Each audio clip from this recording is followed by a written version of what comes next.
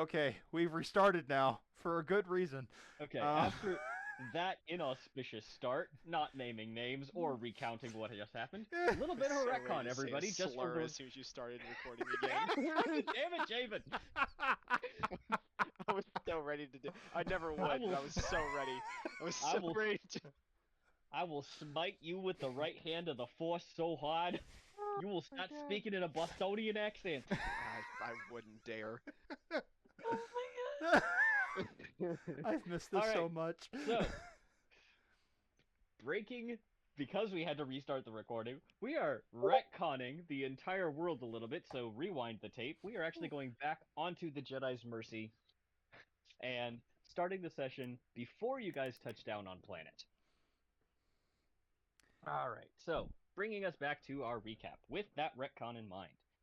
Our four intrepid heroes, Odo Texas, Crate Harrison, Vorosh Nidavarak, and Zeta Rhea, all met in the council chamber, specifically after Krat decided to wait 3 days because he was there first, as he likes to put it. Also suffered a bite for his trouble.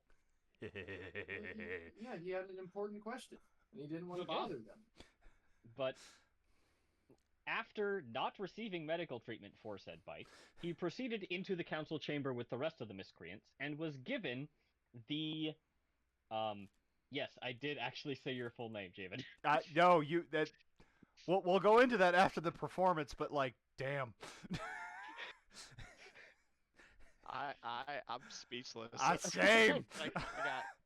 I have already had 2 glasses of wine. We are in this, fuckers. Let's I- go. I struggle with that name, and I made the damn thing.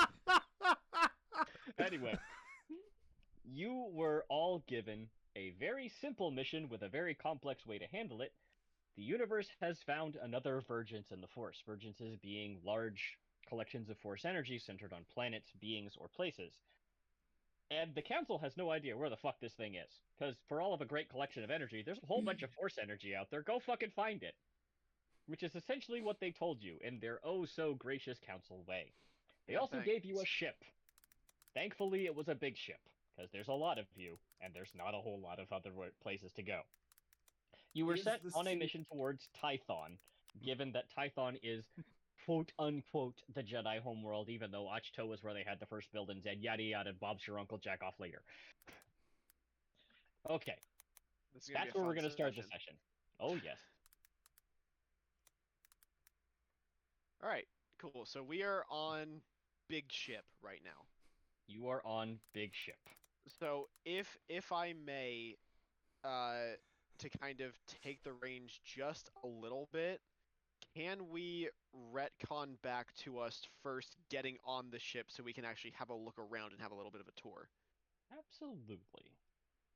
I think given that I think Gio that was is kind very enough to needed. grace us with an actual layout for the damn ship. Fucking phenomenal. So let's go ahead and take a look at the Jedi's Mercy. Everyone is in the hangar bay looking out at this puke green Defender Corvette. So Delicious. for I like forest green better so much. for the players as well as those who may watch later, me and Cedric kind of agreed on like 2 different changes to the ship layout. Room 6 on the flight deck. It's Yep. called a secondary conference room. We've decided to instead call that the war room. That's where we meet when we're talking about missions, and that is our meeting room. Private, yeah, well, yeah. I mean, yeah. The name would basically it's a conference room. It's a Exactly. meeting room. Is- You go there We're to. we're just dubbing it the war room. So That's if I say fine. I'm in the I war don't- room, that's yeah. where you know. Gotcha. Area 19, however, has been removed. It's not the cargo hold. It is a secondary meditation area. Yeah, it has been cordoned off. So there's the cargo hold. You see those 2 semi-walls in there? One of those has been portioned off to create private meditation chambers before the cargo lift. So you have some extra meditation chambers. This is a ship built for carrying Jedi and is built to accommodate their needs. That's all well and good. I would say honestly, you only need like a small space, maybe like what is the cargo lift? I would say maybe just like cordon off like that little top part. That would be enough for like 3 or 4 people to just meditate wherever. Perfect. Now, Then honestly, number 8. Well, 18's a medical bay. yeah, so you don't want to get rid of that. Yeah, I Well, honestly. like, well, no, no. Well, like, if I can finish my thought here, you can just meditate anywhere on this ship. Like, the cargo hold is by itself. You just have to have a place to sit down where it's quiet. Hmm Is It doesn't have to be a meditation room. is that Ned talking or is that uh That's Javen, DM of a Jedi campaign for 2 years talking. fair enough. I'm just asking because Krat may Y'all are Krat may absolutely feel correct. different. I was just trying to be more limited to humanoid sensibilities, but yeah, Javen yeah, has no, good like points. whatever you. I'm spewing my ideas back out at you. No worries. I'm sure Krat would not say no to more meditation space. No, but as soon as he learns that it's called the War Room, he does petition to change the name to the Conference or the Conversation Room or the positive, lighthearted room. Oh Jesus. Okay. Make a negotiation No, check. no, he's got I'm to have that conversation with me. Odo Odo's Odo does not own the ship. Odo You know will what, have a I- problem not calling it the War Room. I forgot Alright. that I need to go into a whole browser for this, so give me a sec. Yeah, I that did was more a too. joke on my part, but yeah, you guys can Okay. have that conversation at some point. Okay. If you do want to change the name, you are going to have to talk to the captain as well as Odo. Right, it's literally just the first time he hears that it's called the War Room, so whenever that is. Okay. It's Okay. Okay. it's not pressing. So we are currently looking at the outside of this ship, correct? You are currently in a hangar bay on Coruscant looking out at the Jedi's Mercy. You're also seeing a couple of Old Republic fighters lifting off.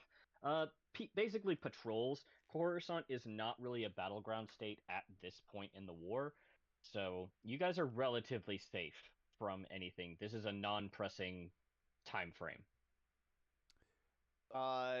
Ned would immediately just run forward and start inspecting the hull, like his little ghibli bits on his face, just kind of excitedly. Make a mechanics check. Sure. 2 purple, one blue because this is a Republic vessel, and 1 black. You can remove it if you have anything skill-wise for it, but 1 black because this is an unusual configuration for this vessel. While he is So- doing that, Cedric, Odo is going to investigate the guns. We are going to look at that because I don't know, Julianne. Okay. And real quick, can we roll Destiny before Yes, we all? we Yes. absolutely can. Phenomenal. That's just Yay! force Hal. dice, right? I is good boy.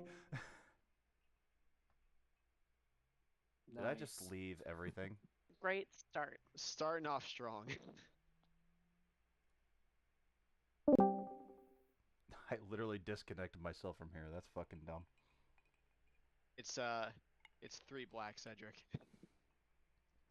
All right, I'm not gonna roll for R9 because R9 doesn't really count. You all suck. I'm the only There's- one who got a there's- point for us. There's 4 people here. That I feel that's enough to roll for Mm. decent force stuff. No, I agree, but I'm just saying R9 is my slicer character. It doesn't feel right to have the DM roll for Destiny. So I only used to roll for Destiny because the party was smaller, but now that we got 4 people, that's way fine. all right, with 1 success and 2 advantages. By the way, Jules, this is pre-sacking of Coruscant. Okay. Now that I'm looking at the timeline, Thank Oh, you. cool. Malgus We is got- still a Malgus we is gotta still get a off thing. planet. Yeah, Malgus is still a thing, but you're at a somewhat cold part of the war. Okay.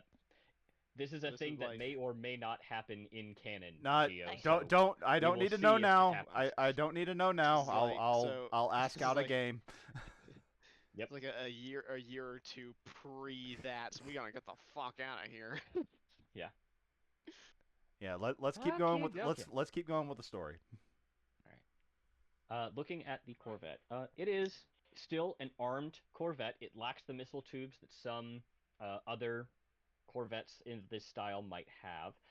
You do notice that it is slightly more heavily armored, intended as a diplomatic vessel, so it is intended to break blockades if need be, to take fire, not deliver it. With two advantages, though, the engines on this are slightly bigger. So think of this as a blockade runner with diplomatic ties instead of a bruising type vessel. This isn't intended for stand-up fight. It's more for, hey, I'm gonna get down to the planet, and you're lucky if you're gonna stop me. Kind of like a manatee. It's Mhm. gonna go where it wants to go. You're not stopping it. What me and You Cedric kind of absolutely can, but it will take overwhelming force to do so. what me and Cedric talked about is that it's a lot more of a diplomatic vessel, not a war machine. Yeah. So think It can Normandy. defend itself, but it can't overrun. Well, Yeah. and that's the thing. Odo's gonna look at the cannons and be like, ah, fuck. Yeah. As Odo, Odo, make a gunnery check. Looking at Yay! the cannon. Yes, I'm so happy. Man's been waiting to look at one big gun. Fuck He you. has. This is my best skill Just a- ever. Just a single big gun. That's all he needs. I All he wants. well, again, I don't want to go too much into it, but the gunnery That- skill allows me to shoot a ground gun and the big guns. That moment when you realize that your wound threshold is the smallest in the party. What's my difficulty, Cedric? For this one, we're gonna make this 3 because this is not a gun system you've reacted with before. And I'm gonna give you 1 blue because it's a big fucking gun and you like big fucking guns. I do like big fucking guns. Yeah, Geo, these are top of the line laser cannons. Like, they have just been replaced and the energy leads are waiting for someone to test them. And with the advantage, you can see that they actually do have an optical targeting system that is tied to the bridge. So the information that I get from that is that these are top of the line blasters on a diplomatic vessel, but they're not exactly going to punch through a battleship or anything like that. That is correct. Cool. I will carry that to when we do our meetup for the mission. Okay. Would anyone else like to examine any parts of the ship? My question to Krat is, does Krat try and talk to it? Because he's tried to talk to every other droid? To the ship? The ship is a Yeah. droid? No. What? No, I think unless the ship has like a voice that would talk to him, I don't think that he would think, because it's just a vehicle in his mind. But I would imagine the that he, DM fuckery could abound with this one. But no, it is. You have seen ships before. You understand the concept of ship. Ship no have soul. Ship have people. right, yeah, yeah. So we'll deal with that if a ship talks to him ever, which that'll be a crisis. But Don't ever visit Zanoma Sakot. sure. I don't even know what the hell you just said. That was Yeah, gibberish. sure. I'll make It's- sure. I'll do my best. Like It's a Legends Star Wars story about a living planet, a planet that can actually jump through hyperspace and create bioships, essentially. Yeah, fuck that. No. Uh-huh. I think until we leave, Krat is basically just gonna like go and just like meditate, and then once we start taking off, he might get up and start talking to everybody. 'Cause Alrighty. Dan was So just like waiting for the mission to start, basically. Mentally as prepping. Krat enters the ship, he is greeted by an attendant protocol droid, asked whether or not he likes tea, and guided toward the conference room. I do like tea, thank you. Wonderful. I shall furnish you with our finest white. No, the droid doesn't know what the fuck it said because what it heard was. Blah, blah, blah, blah, blah, blah, blah, blah. Oh, right. I forgot. Krat can't talk to droids. Exactly. Yeah. The droids Yeah. can talk to Krat, but not the other way around.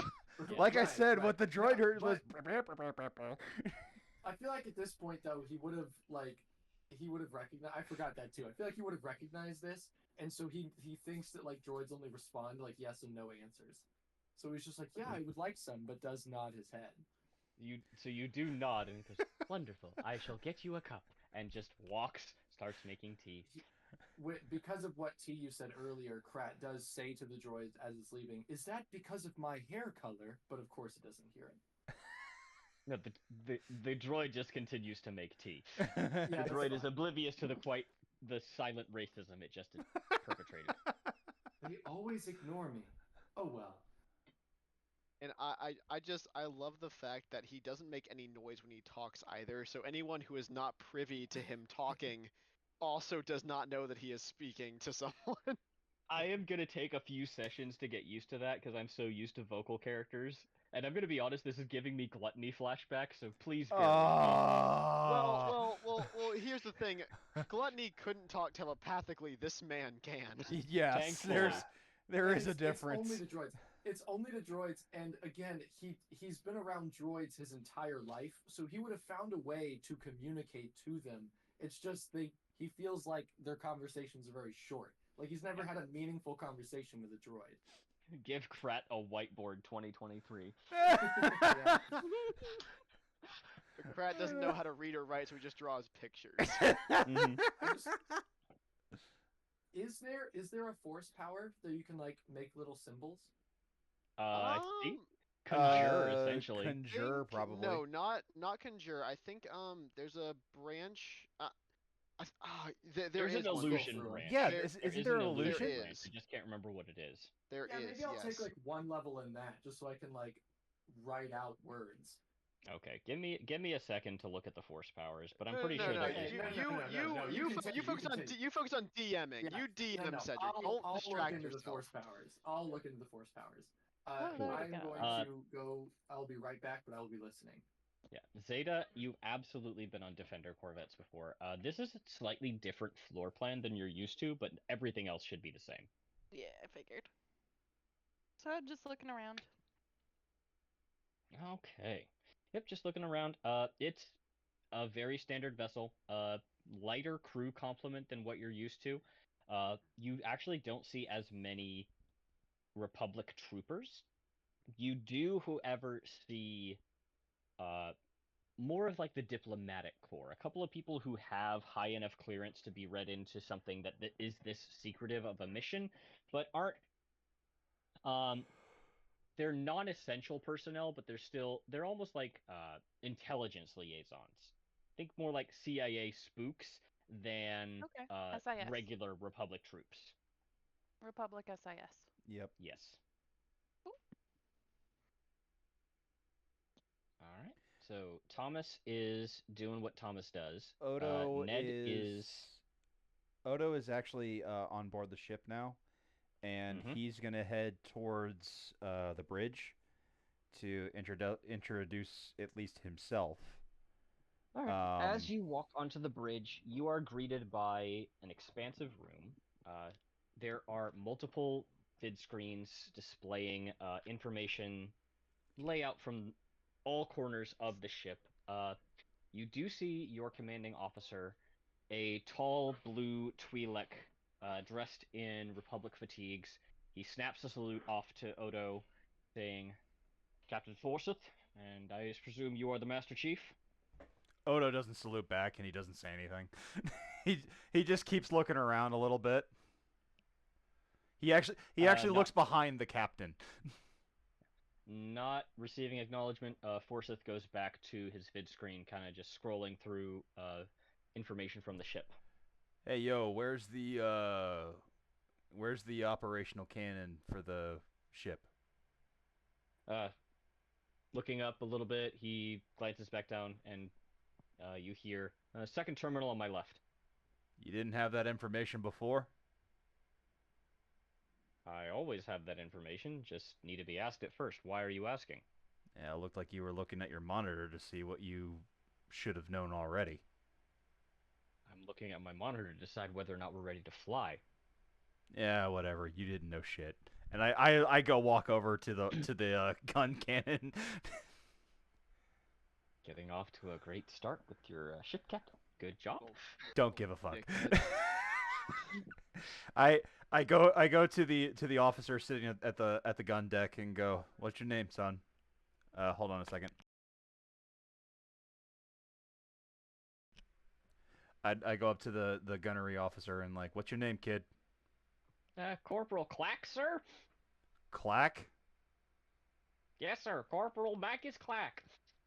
Your name is fucking Clack. Yes, sir? Did you say Corporal Krat? You're not No, I fucking said here. Corporal Clack. Oh, my bad. Did you say Corporal Crap? No, I said Corporal Clack. Hmm. I need you to be honest with me here, son. How much shit did you get from your drill instructor? Oh, you don't want to know. All right. Well, I want you to know this right here and right now. I don't give a shit about you. I don't give a shit about this ship. I just want to know what these cannons can do. And from what I've seen from the outside, these things look like they can punch a hole in just about anything except what we'll probably find. And are you okay with that? They warned me that this was not going to be a combat mission, sir. Look at me in the eye, son. Look here. Look here. Right here. He does. Do I look like I don't do do I look like I don't do military missions? Actually, sir, you look like you do a lot more than military missions. Yeah, I do fucking Black Ops missions. And I need to know if you're prepared to fire this when I fucking say so. With every sentence, you have seen this person kind of shrink more and more and more into their seat as Odo kind of looms over them. Very until this much person so. is more, like, less... Odo is more in the seat than Clank. Zeta walks by and pulls Odo back by the collar. Ow! At which point you see this person unfurl, and it is literally...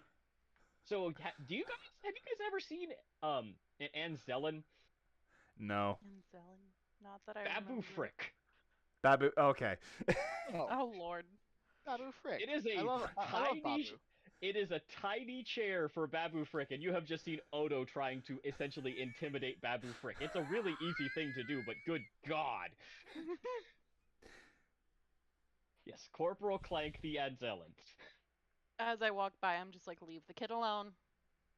He needs to... I'm not a kid, I'm 27. Shut the fuck up. He needs to be ready. He will be.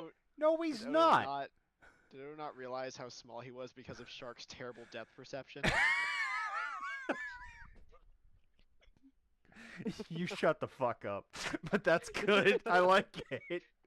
But Odo turns around and goes, now you listen. And listen good. If I give you the command, I don't care what the fuck the captain says. If I give you the command, you shoot this fucking cannon. You understand me, son? Yes, sir. I definitely understand that. Good. What's my name? The ghoul who tells me to shoot the cannon. No, motherfucker. What's my actual name? I don't know, sir. All I see is the stripes that said Master You Chief. You never got gave me a name. on. You got on this ship and took this mission, and you didn't know who you were fucking transporting. I work on this ship, you motherfucking asshole! Why are you telling me what I don't fucking know? And it is hilarious to watch this 6-inch, essentially like 7 to 8 inch tall person staring down a 6'2" Carcadon. 6'5", actually, but Okay, 6'5". I apologize.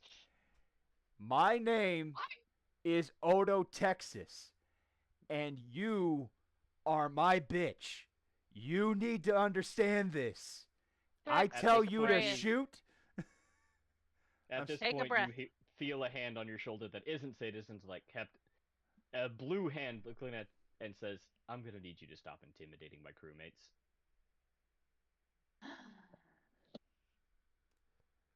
Odo kind of moves his shoulder away from the hand.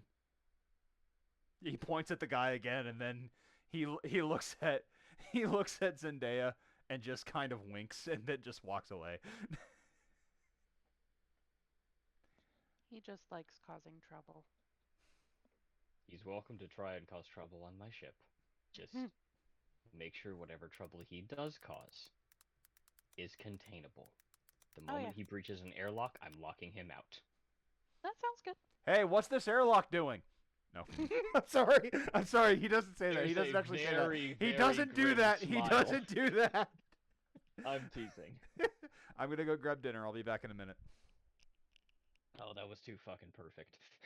What's Zeta doing?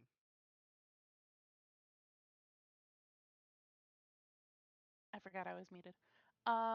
Exploring, looking at the readouts and such for the ship. Like general Uh, checkup stuff. Mhm. Are you looking for any information in particular, or are you just kind of assessing? Just assessing. Okay, I As a won't make you make a pilot roll looking for at it a then. ship. Yeah, it seems viable. It seems like it's in perfect working order.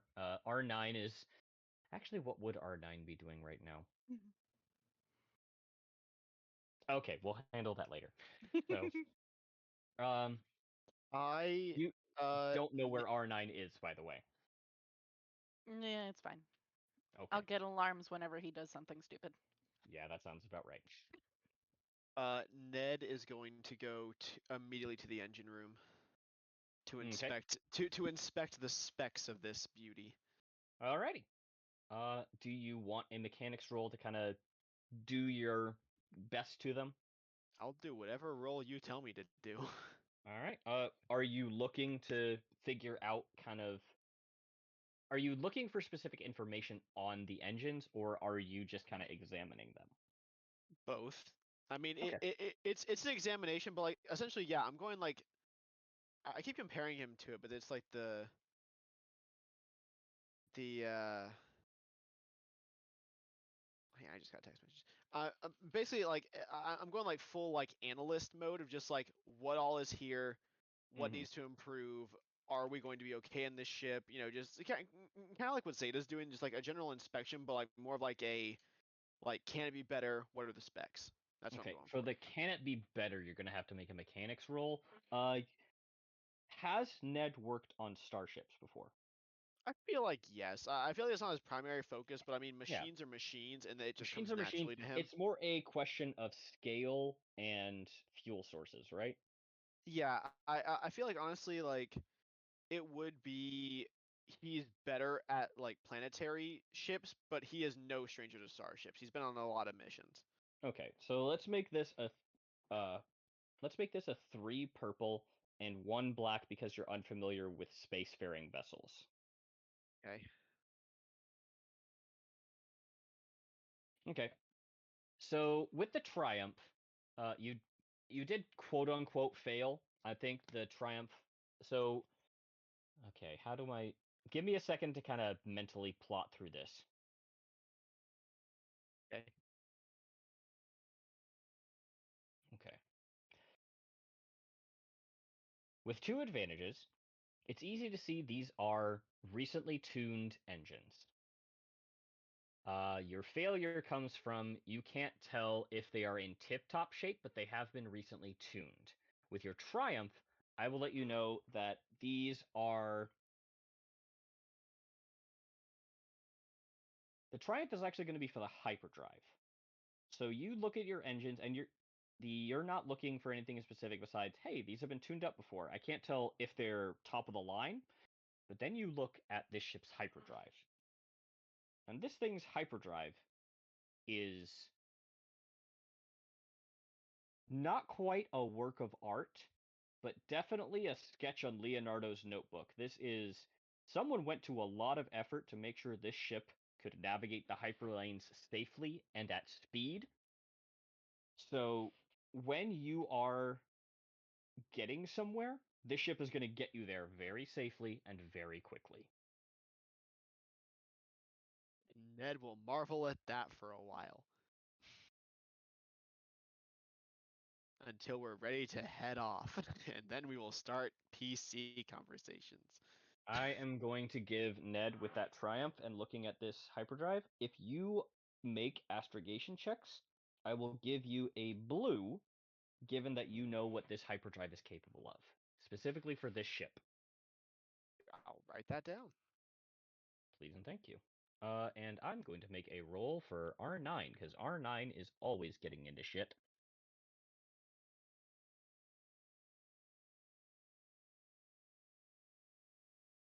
For this one, what would R9 be doing?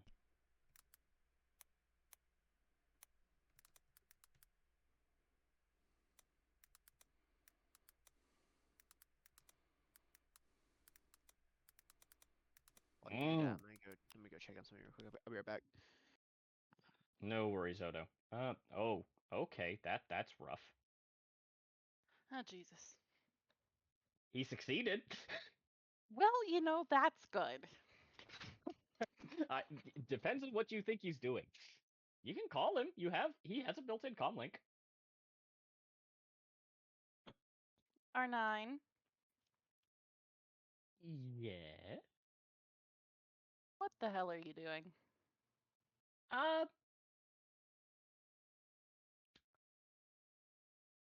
don't Uh-huh. think you want to know. Is it anything that is going to cause harm, risk, or problems? No to 1, possibly on 2, and most likely not on 3?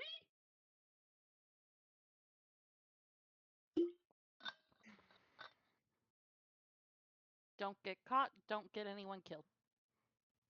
No one's going to get killed, but what should I Or tell them if I hurt. do get caught? Okay, hurt is slightly more negotiable.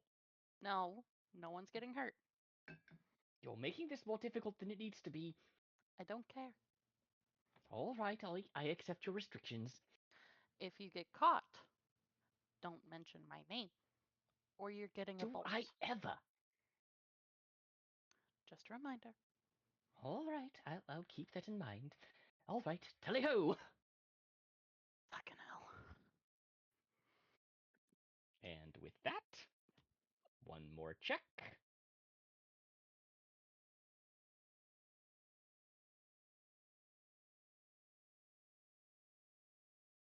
That'll do. Well, yeah. It takes about 15 minutes, but he comes back. Jesus What- Christ. What did you do? We are going to have a talk later, preferably with the rest of the crew, but just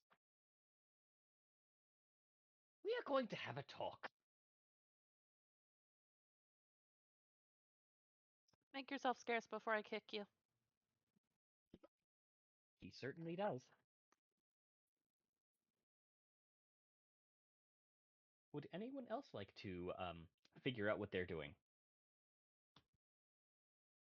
Would I'm Krat waiting have for the. Seen, would Krat have seen Zeta's R9?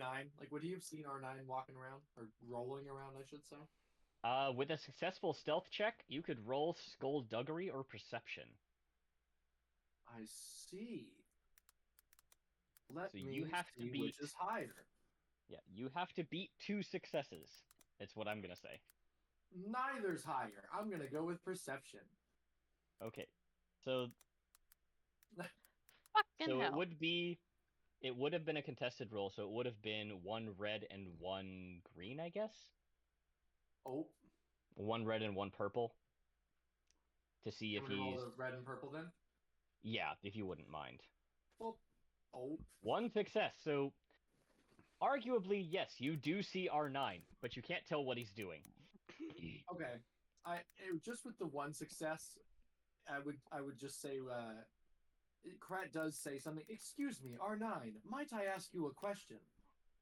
R9 cannot hear fucking anything from you. Exactly. Excuse me, R9. You know what? That's what the 5 threats are actually going to be, is Krat stumbling after R9, just being like, R9, what are you doing here? Meanwhile, R9's kind of like just question. You just with each quote unquote aggressive step, R9's going to be going faster. Yeah, I would say eventually Krat gives up, but for a bit he does try and ask R9 a question. What the question is not important. Yeah. So it's essentially a Scooby-Doo moment of R9 trying and failing to duck into places without finding him. If you could hear a droid curse in binary, you would, but I can't, so I won't. Alright, so making our way to the conference room. Is everyone okay if we go to the conference room? Besides, Odo, who is currently in the barracks. I mean, if somebody calls me, I'll go. I would Is probably. is it like a pre-takeoff conference, or are we in space? Is it group We or have ship? not left the ground yet. Okay. Is it our group or is it the whole ship going to the conference? To start, it would probably be like a pre-flight briefing for everybody. Well Okay. then, yeah, if it's that, then yeah, I'm going for sure. Yeah. Okay. So there would be a page Yeah. like all personnel meet in cargo hold. All our personnel meet in cargo hold. Odo gets up I and make my goes. way over. All right. So with everyone in the cargo hold, you see that the crew is as diverse as the Republic might be. A few aliens, some humans, droids, a mishmash of different ethnicities and makes. Standing at the head is Captain Forsyth, his blue Twi'lek Laku trailing after him, and his second in command, uh, God damn it, I'm having trouble coming up with people on the fly right now because I hadn't actually written this section. But here we go. Um, I'm you not keeping see, track. yeah, you see a female human dressed in similar fatigues, with one bar less on her collar, and Forsyth begins. Evening, one and all. We're about to take off. This mission doesn't exist, and technically neither do we. So, in this instance, good luck, don't talk, keep out of our way. That's the entire briefing. Zeta just nods. Crad Odo- is going to lean over to who would be standing. I guess who would be sitting next to? You know Probably what? Ned. I'm gonna say it's me because all four of us would be pretty close together. Okay, yeah. We would be pretty it's either me or Odo. I guess Crab will lean over to Odo and be like, "What does he mean? We don't exist." Odo Odo takes closes his eyes, takes a deep breath. It means you're fucking dead already. And he walks away. I sure I hope elbow not. him before he walks away. Ow! It means if anyone asks questions, this didn't happen. Oh yes, of course. And you're dead already. Zeta does not feel confident in this. Perhaps I can become a force ghost. What After is about- wrong with this guy? About 5 minutes pass, and Ned would be the first to feel it, being mostly attuned to electronic changes in the atmosphere. But you would feel current begin to run throughout the ship as the engines are kicked online, and you begin to take off. And My as you are exiting atmosphere, you feel the press of air against you as you exit the uh, exit orbit, and a small turning as you eventually jump towards hyperspace. Yes, Ned. the the entire process of that, as soon as the takeoff is felt, Ned's antenna twitch and he dashes for the cockpit to watch hyperspace happen. It I am is going. hypnotizing to him, Mhm. being a bug. Bright I light am make going brain go to- burr. I'm going to make an astrogation check. Tython. Okay, so our person would actually have decent astrogation. Tython is an easy check. I mean, I'm gonna give him the- Tython isn't that far away from Coruscant. No, it's very easy, but there's always risk inherent to Oh. astrogation checks. Oh, of course. But yeah, Tython's not that far of a journey. Yeah, I'm not giving him any black. This person has traveled this route before. It's 2 purple. But we're still going to make an astrogation check because this is Star Wars. Anything can go wrong. And this Cannon time it shot. doesn't.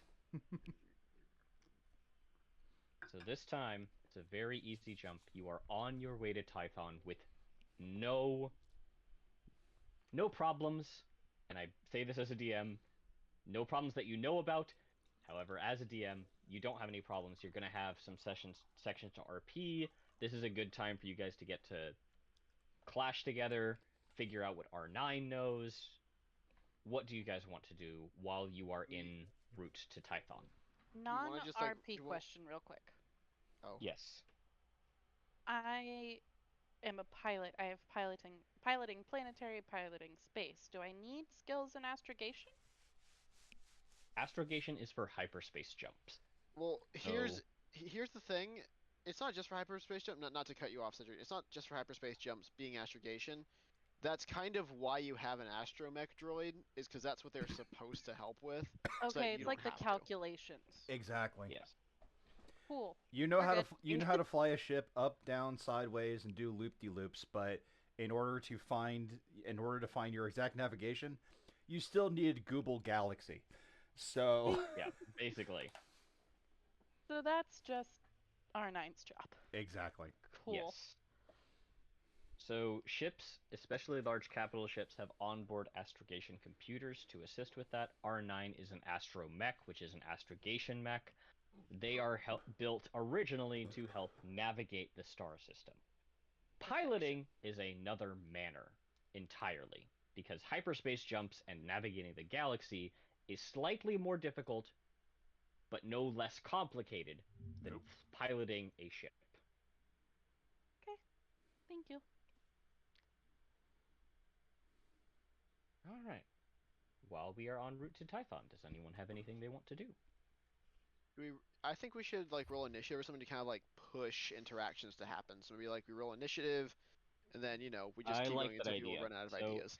roll Fool or Vigilance, whichever is higher for your character. Oh, I was just gonna do a D20.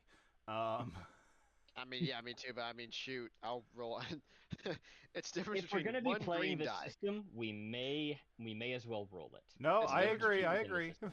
Well, here's the thing. You turn on initiative. We don't really see who gets that initiative, Cedric, because it just gives us slots, not actual. Fucking hell, you're right. All right, everyone, roll a digital D20 then. I'm gonna Digital leave. do that. D20. So if you click the Jedi symbol Jesus. or the dice symbol on the right of the dice thing, you should see different dice. So far, Ned is winning initiative. God damn. Well, technically, Pratt Jesus wins initiative. Christ. Damn. Pratt wins initiative, and you know Well, what? once Pratt, again- what do you want to do? To reward a D20, Uh-huh. there you go. Oh, Yay. you are The way light too is with kind. us. You are way The light too is with fucking us. kind, and you know it. It's a natural 20, Gio. I'm You not reward the natural disagreeing. I'm 20. happy with it, but I'm just saying you're far too kind. You reward the natural 20 when it happens. Once again, Krat has been waiting 3 business days to talk to Odo. It doesn't take 3 business days to talk to fucking Tython. God damn. It's 3 business days. That's the waiting period. You know what? Business Okay, days for, Okay, so business days here's for Krat is like 20 minutes is a business day. so I get the feeling that Odo is actually like looking at reports of the ship and like looking to see what the battle condition is, and then he just sees Krat standing outside the barracks door and just kind of looks at him. Yeah, doesn't want to bother you, not gonna knock on the door, but can see him out there. Odo goes inside. Like 30 minutes later, he comes out and he goes, "What the fuck are you doing?" Mr. Odo, it is a pleasure to see you. You saw me 30 minutes ago. Right. And speaking of something that happened previously, I wanted you to know that I forgive you for biting my arm earlier. You what?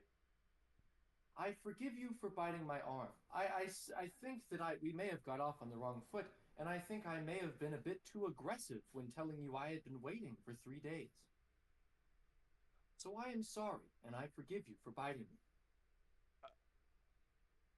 Odo, I don't know how to do error 404 Odo, but Odo just looks at Krat like, what? Like he just kind of stares at him, cocks his head, and he goes, "Why are you what?" What the? What are you talking about? That is all. I just wanted you to know how I felt. And then he just turns around to walk away. Odo grabs the guy's arm and goes, Oh, wait, hello, Odo. wait, fucking wait. Yes. What is it that you need? Odo is almost stunned. He's like, what is with this guy? He kind of goes, give me a minute. Okay. Look, I want you to understand. I bit you because of what you're doing right now. I'm not being aggressive right now, though. It's not about being aggressive, dipshit. It's about the fact that you talked in my head. And I hated that, and yet you're still doing it. Oh, do you not like my speaking? I don't like your voice where I can't hear it. He just nods and then is going to walk away again. What the? What is with you? Like, Odo's even more frustrated because he can't figure out what the hell's going on. He's like, what the fuck? Apologies. One more mental note. I am trying to find some paper so I may write down what I have to say. Wait. And all the times that Odo's been told he can't speak out of his mouth, now Odo understands and he goes, wait. You mean to tell me you can't speak at all? Not in the sense that you do, no. I speak through the Force. At least that's what he thinks.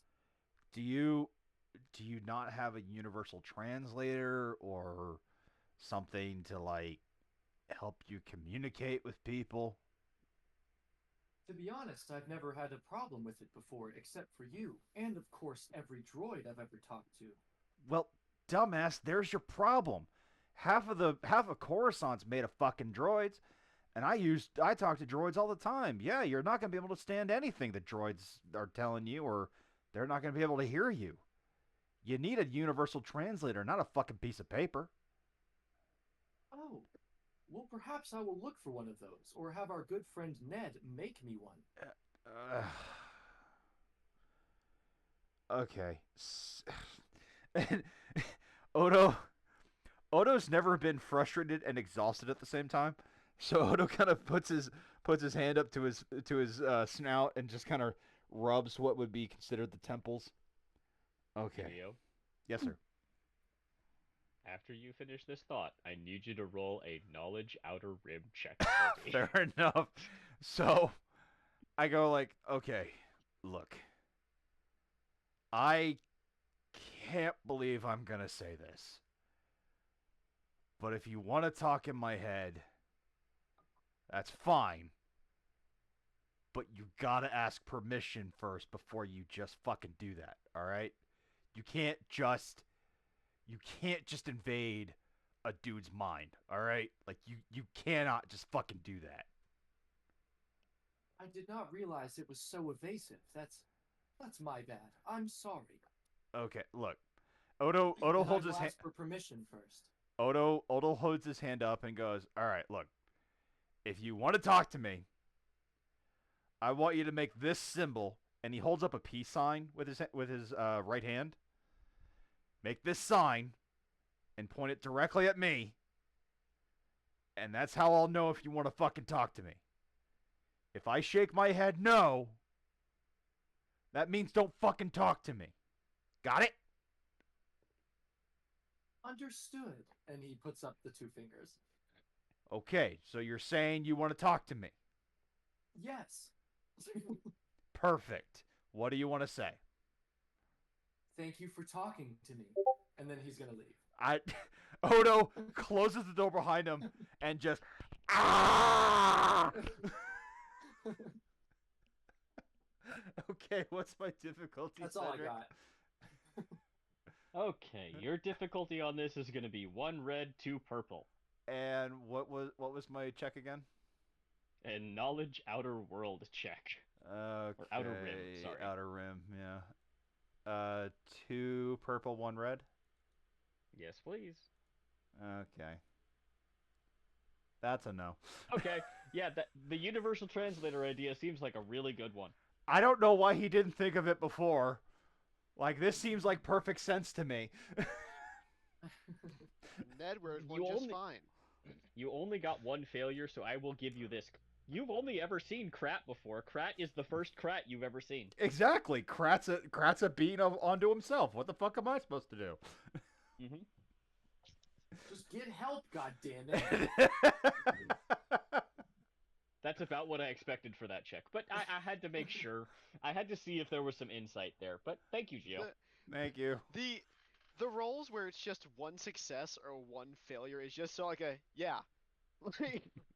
Like, Yep. there you go. Yep, exactly that. Very basic interaction. Okay, so Ned, you would be next in initiative. Is there anything you would like to do? I would like to talk to Zeta. Hello. Hello. Um,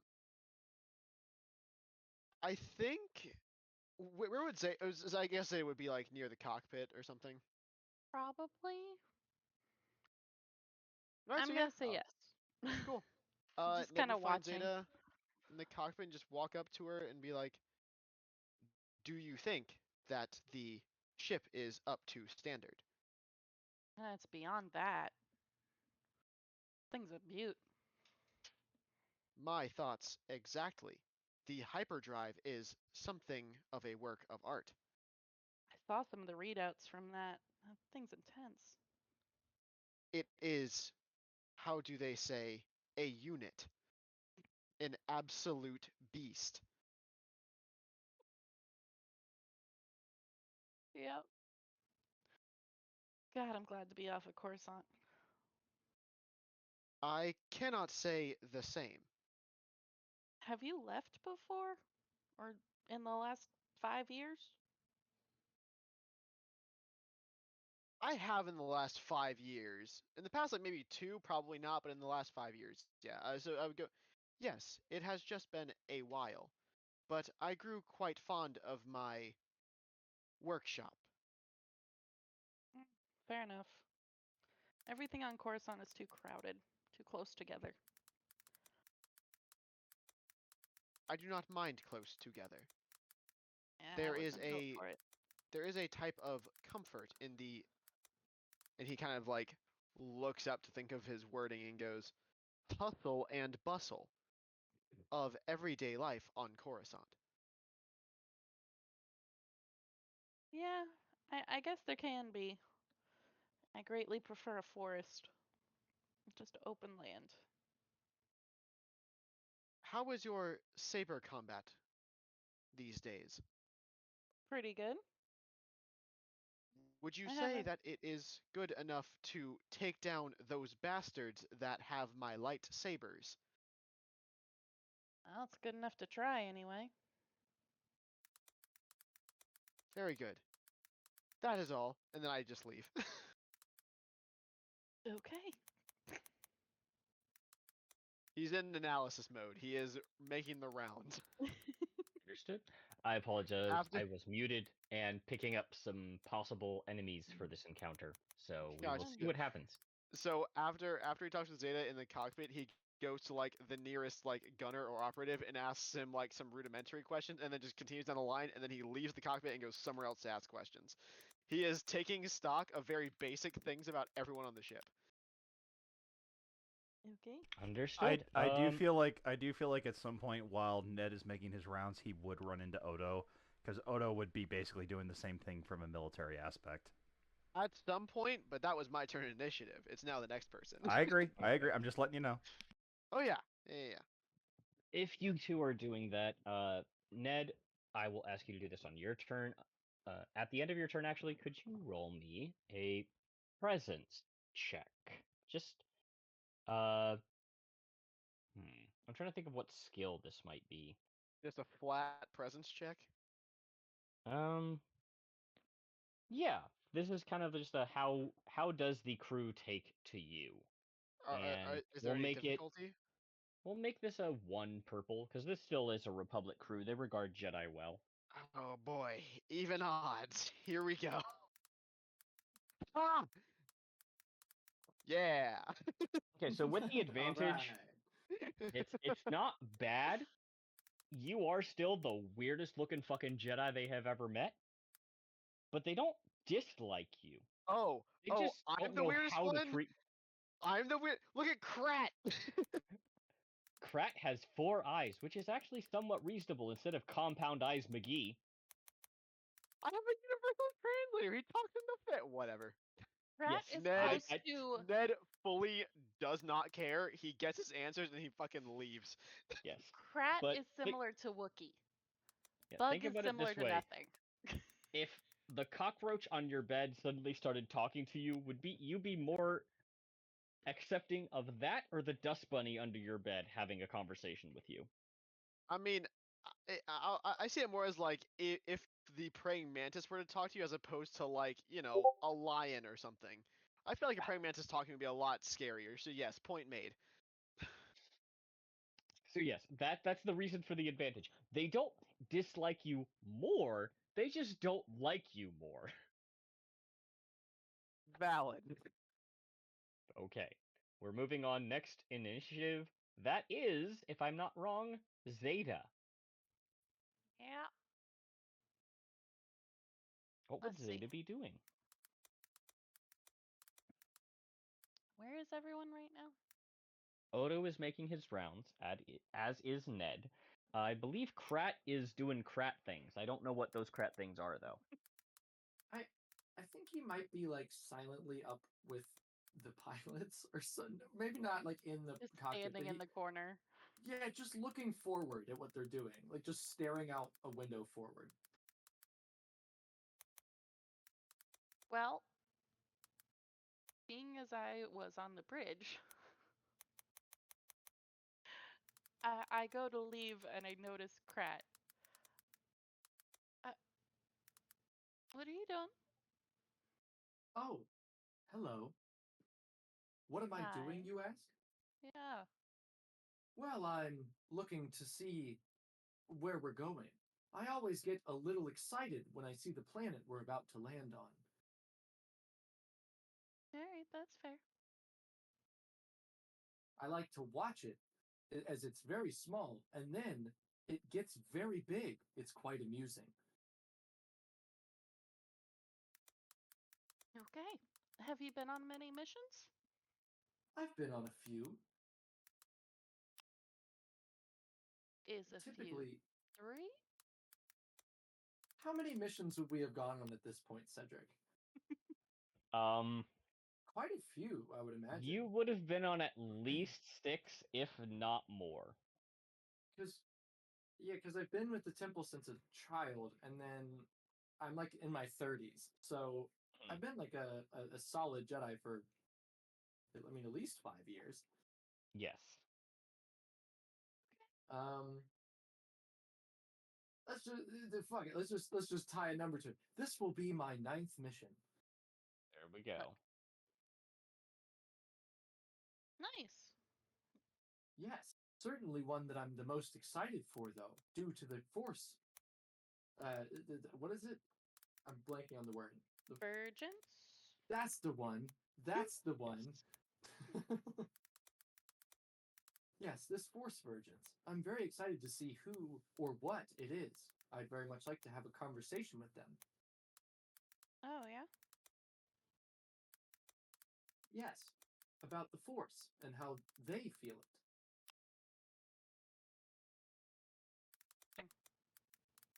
I guess it is kind of different for everyone, huh?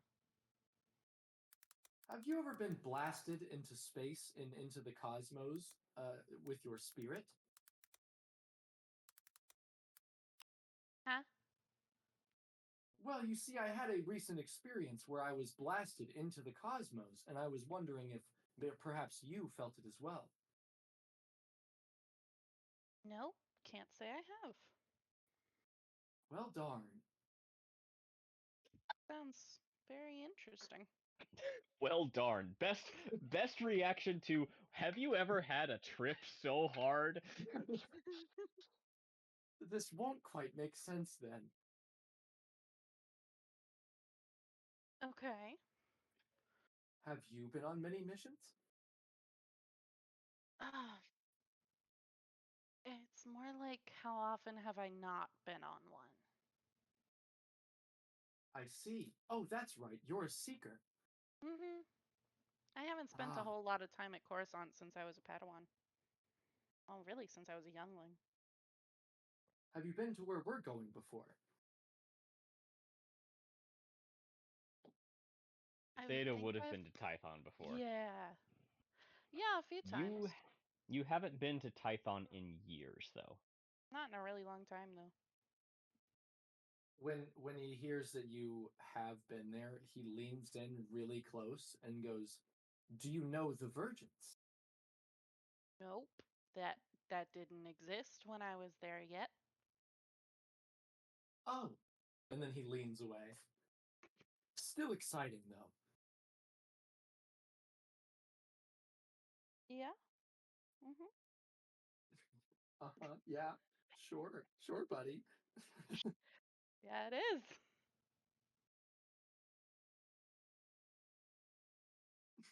I I think that right like after that, Krat does just go back to staring out the window. Like there's not much going on up there. Zeta Zeta just kind of goes, okay, and walks away. Hello, I'm Krat. I'm not much to handle. Yeah. This conversation will be done in 3 to 4 minutes. And This then it will conversation will just be done stop in 4 randomly. business days. And then it will just stop randomly. I mean, Krat is a simple-minded creature. The Force is all. Yeah, and I don't think manners really apply to him a lot. Like they do, but not for leaving the conversation. Like if he's done with the conversation, he's just not going to say anything. Hmm. Makes sense. But he will just stare at you. All right, Odo, you are last in our initiative round. What would you like to do? So, as Odo's kind of walking around and trying to get like a military, how ready we would be if we had to engage enemies and stuff like that. I'm just kind of pulling information together. I feel like as I'm looking at information, literally me and Ned literally run smack dab into each other because we're both so occupied with our information. We literally just collide. And I feel like Mm-hmm. I Javen, you can back me up on this. I don't think Odo falls, but I think Ned falls over.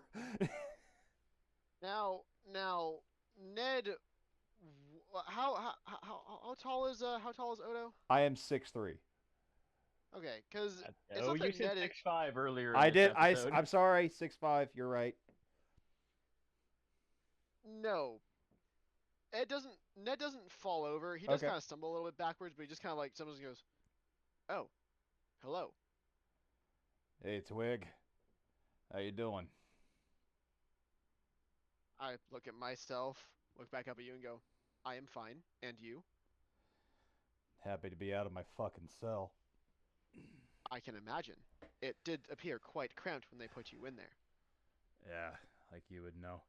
Hey, listen. Um, I know this is supposed to be more diplomatic or more exploratory or whatever the fuck you Jedi do, but look, I'm looking over our weapons and our armor and stuff like that, and if shit gets dicey, we could be in some real trouble here.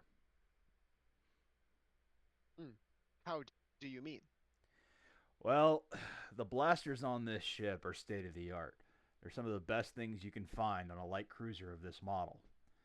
But that ain't gonna mean shit if we run into a battle cruiser or anything along that line. Doesn't matter how good these blasters are, we can't stand up to something that's bigger than us. We can handle anything our size and smaller. But if we try to run into, say, oh, I don't know, a Sith battleship, this ship's going to get fucked. And not in a pleasant way. With all due respect, Oto, we are going to Tython, the homeworld of the Jedi. The odds of us encountering a Sith battle cruiser are slim to none. I'm not even disagreeing with that, but we're talking about even after that, trying to find whatever the fuck this virgin is. Virgin. He even does say it wrong. He says virgin. Vergent. Understandable. Vergent. Vergent. Yeah, whatever the fuck you guys Vergence. are talking about. Hard T at the end. Okay, whatever. Look, I'm just saying we can handle our own and we might be able to take a few punches, but if we get into some real trouble out there, we're not in a position to defend ourselves. We just got to be careful with Understood. that shit. That does make sense as to what I saw with the thrusters. The thruster specs, as I'm sure you ignored, focusing on the weapons, as I assumed you would. The thrusters and hyperdrive on this ship are souped up, and I do the air quotes to try and Of course you relate to try and relate to Odo. Odo doesn't get any of it. He's just like, okay, so they're better than what we would have. Exactly. If he would have went tentacle, you would have stood there and drooled. But instead, he said souped up, and you're like, oh yeah, whatever. Okay. So he's relating. Um, but he goes, the hyperdrive and engines are equipped to be faster, to compensate for the durable shell. Should we run into a blockade, as you have put it, or a Sith battle cruiser, this ship is meant to run away or get us to our destination first and foremost. I think that this is the perfect vessel. Now, if we are to take this into Sith space, I would agree with you. Because if we are going into Sith or neutral space, that is when we would need equal balance of both. However, this is a recon mission alone, is what I have been told. No, you didn't read the mission briefing correct. We're supposed to find wherever the hell this Vergence is. And if we're expected to go and find it, we need to be ready for whoever the fuck is out there. That includes whatever Sith plans have for that Vergence as well. This ship, as good as it is, and it's good, it ain't ready for the hard war. Not yet, anyway. Well, it's a good thing we are not at full-scale war yet, isn't it? And I go to playfully punch you in the arm, but it's so soft. It's just like a Yeah, but you've done this to Odo enough times. He knows what it means, and he goes, yeah. "Ever the optimist, huh, Ned?" I try to be, without me being the optimist, being the logical being that I am. Then what hope do we have? Fair enough, I suppose. Hey, look, this may or may not be a questionable choice, but if we are given free reign on this ship, we may want to look into some of my old buddies to soup this thing up for a real fight. As much as I appreciate your connections, Oto. Fucking no.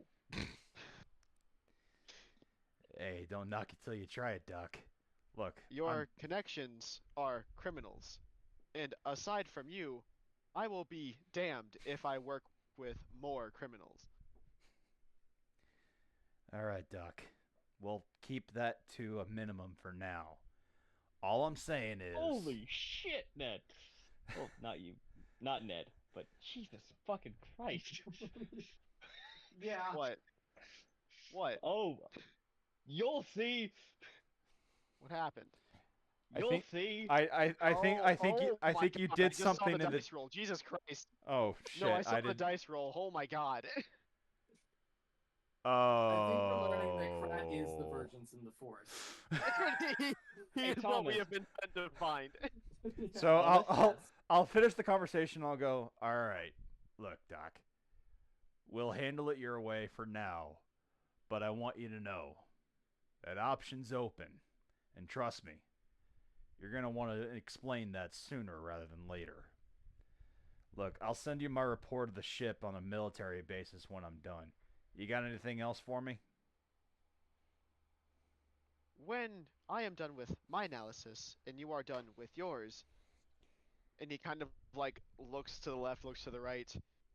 I believe until we get to Tython, the secondary conference chamber is free, and I do have a deck of cards. Well, shit, dude. If you're looking to waste some time, I'll be more than happy to take some of your credits. Time and as you say, take some. He goes time and. You know, for a big brute, you are quite amusing. I will meet you there in an hour. Well, as long as I'm amusing to you, I suppose that's the best I can hope for. And as in response, and I know that you have felt this hand more than a few times, the light punch that you did to my shoulder is now the brooding hand of Odo slapping you in the back as he walks I by. disintegrate. I fully dust. I'm going to make a new character. That's it. Ned has died. No, Ned! What did I do? No, I think honestly you would know that that Ned's back is the hardest part on him, and it can take a slap fine. And that's why I do it. Like I aim for like the hardest part of your body and just full force, just boom. My shiny back carapace. Disgusting. As one does. Krat calling Ned disgusting, or vice versa, is just so funny to me. It's You so are easy. repulsive. So We- are we you, do. bastard. We definitely look at each other and go, "You are revolting." Yep. Yeah. All right. So that is one round of initiative. I'm gonna skip R9 because R9 doesn't matter in this juncture. Nope. Do we want to have another round of initiative, or has everyone accomplished their goals? for I'm ready this? to wait for the War Council. I don't have anything else to really say for right now. unless Krat wants to have a friendly conversation, I'm fine. I actually Hello. would like to talk to Ned. No, for Okay. sure. So Krat, if you want to type me those questions, you can ask, or if you want to ask them aloud, that is totally fine with me. No, I don't have any questions. It's all good. I think Krat's just gonna stare out the window again. Okay. Well, I'm if you think of so- them, send them to me. I'm so genuinely curious as to what the fuck that role was for. I'm Oh, It me too. was- That was the. So I asked him to roll, and it's more of this is the person who's most connected to the Force, and you're in hyperspace. Hyperspace is an alternate dimension connected to multiple places in the galaxy. This is a place where Krat could pull information from nothing if he Oh, wanted God. to. And Thomas has chosen not to. I gave him 3 questions. He's chosen not to ask wait, any. what? Wait, what? Hold on a minute. Check your fucking messages, my dude. Oh, I You get didn't to ask 3 questions. Oh, my bad. I'm sorry. I didn't get a notification for that one. Okay. Hold on. No. I will have. I gotta think of them. DM I gotta stream think of those. intensified. Yeah. For Okay. Sorry. My bad. okay, no, this is going forward. Just so y'all know, Thomas fucking blows at responding to messages. So I'm you really aware. just gotta say out loud, "Hey, check your messages." Yeah. Okay, I'm well, sorry. I tried to do that, but apparently I did it in too public a forum. But yeah, No, Thomas you now were has just. Thomas you're has just, like, 3 do you have any questions he can questions? ask, because that was a Oh, fucking fuck. roll. Okay. Yeah. No, you were Anywho, just like, well- do you have any questions? And I was like, what? No. but to the Force. Okay. Hold on. Yeah, I'll type them out. Yeah. So- all right, so you guys while- continue. While that's happening, Zeta, I'm assuming this is like a little bit after we talk. I don't know how long, but once Ned's done with his rounds, he's gonna go back to the engine room, start setting up kind of like a little like workspace. So you'll probably find him setting up shop in there.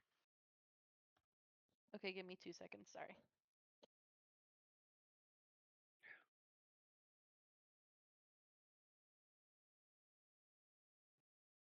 Thomas checking his fucking messages. I didn't I- get a notification for it. To help fill in the time while Thomas is looking at the messages, I'm just gonna roleplay a small bit because I think this is Uh, um, like Odo walks by Krat just staring out the window. He's not close enough to be able to like interact with Krat, but he looks at Krat, looks out the window, looks back at Krat, looks around the room to try to figure out what the fuck's going on, looks back at Krat, starts to get really pissed off, and just leaves the room. Enters the room. I hate you. Leaves the room. No, it's not even that, but Yeah, like I feel that. it's more along the lines of that Odo is like doing a military check. Like he's doing his best to see what we can do from like a military tactic standpoint. And then he just sees a motherfucker staring out the window. Like I would imagine with that kind of force roll, and this is just speculation. I imagine with that force roll, Krat is like going on a fucking adventure in his head. Very And much basically- so. So During all of this, in his eyes, just a slight blue twinkle, which Krat does not pick, which Odo does not pick up on. No, He's like, I'm not "You close fucking enough to weirdo." notice. I'm not close enough. it happens, Jules. So yes, essentially this is Krat reaching out to the cosmic force, and the cosmic force being like, "Hello, we have information for you if you would like to ask it." And Krat is like, "Yes, please." And Now, like Cedric, like I said, Odo walks by, looks at all this shit, gets pissed off, and walks away. Yes, Thomas. how specific are these questions? Like, is it like genie level of questions where I need to like ask really, really specifically, or is it like a just general question type thing? You get 3 questions. How I choose to answer them is up to me. Gotcha. All right. It's a Yeah, I'm gonna monkey's need to paw think- situation. Christ. With the stupidest party member. Let's go. Thomas, yeah. Thomas, Basic questions. Thomas, really quick, would it help if I Yeah. added an RP, like a small RP scene to give you time to respond to it? Yeah, I honestly, mean- that would be great. Okay. We're about to give an RP for me and Zeta, if that's what you're looking for, is just for time. Yeah, I was just hoping to give Thomas a little time so he can answer those questions. Oh yeah, no, that Zeta and I are about to have a little. Perfect. little Okay. thing. Either way, I will be listening in on both of you guys.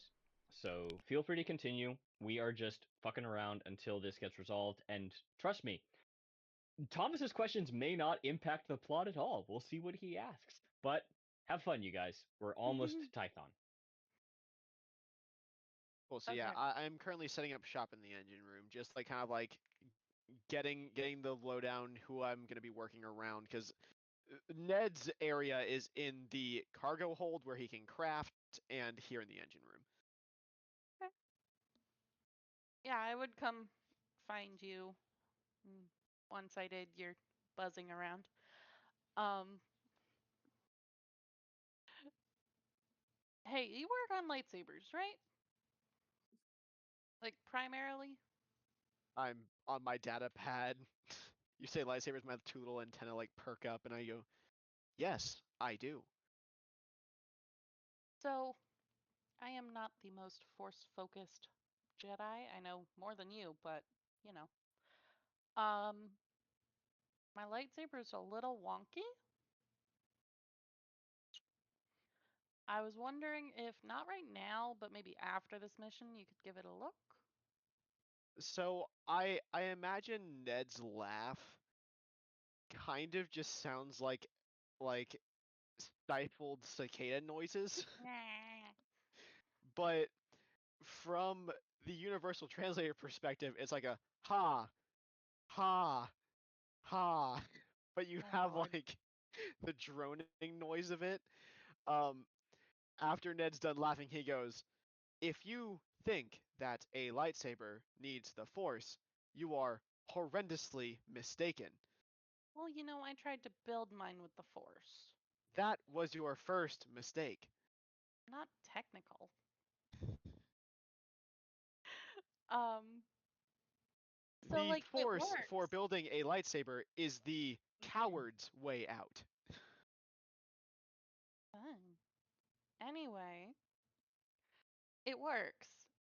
It's just if I try to do anything to it, it likes to break. I I don't know where to begin with that. What do you mean it decides to break? And then I air quotes. It's me blaming a inanimate object for my own fuck ups. Ah, But a user error. yes. Um, but yeah, if I try to modify it at all, I mean, even adding my crystal rather than the standard crystal, it damn near exploded on me. Right. It didn't. That's your first issue. Do not fuck with the power supply, being the crystal. Well, I got a new crystal. Ned puts his palms together in a sort of like pointed and just puts it to his chin and just goes, "You see, this is what really grinds my gears about the Force. If it is so special, then why can I just pick a new power crystal for my lightsaber? If they are so special and so deep connected with the," and he does like a like kind of like if they are so deeply connected with the Force, then why can I just pick one and put it in a lightsaber? I never understood that.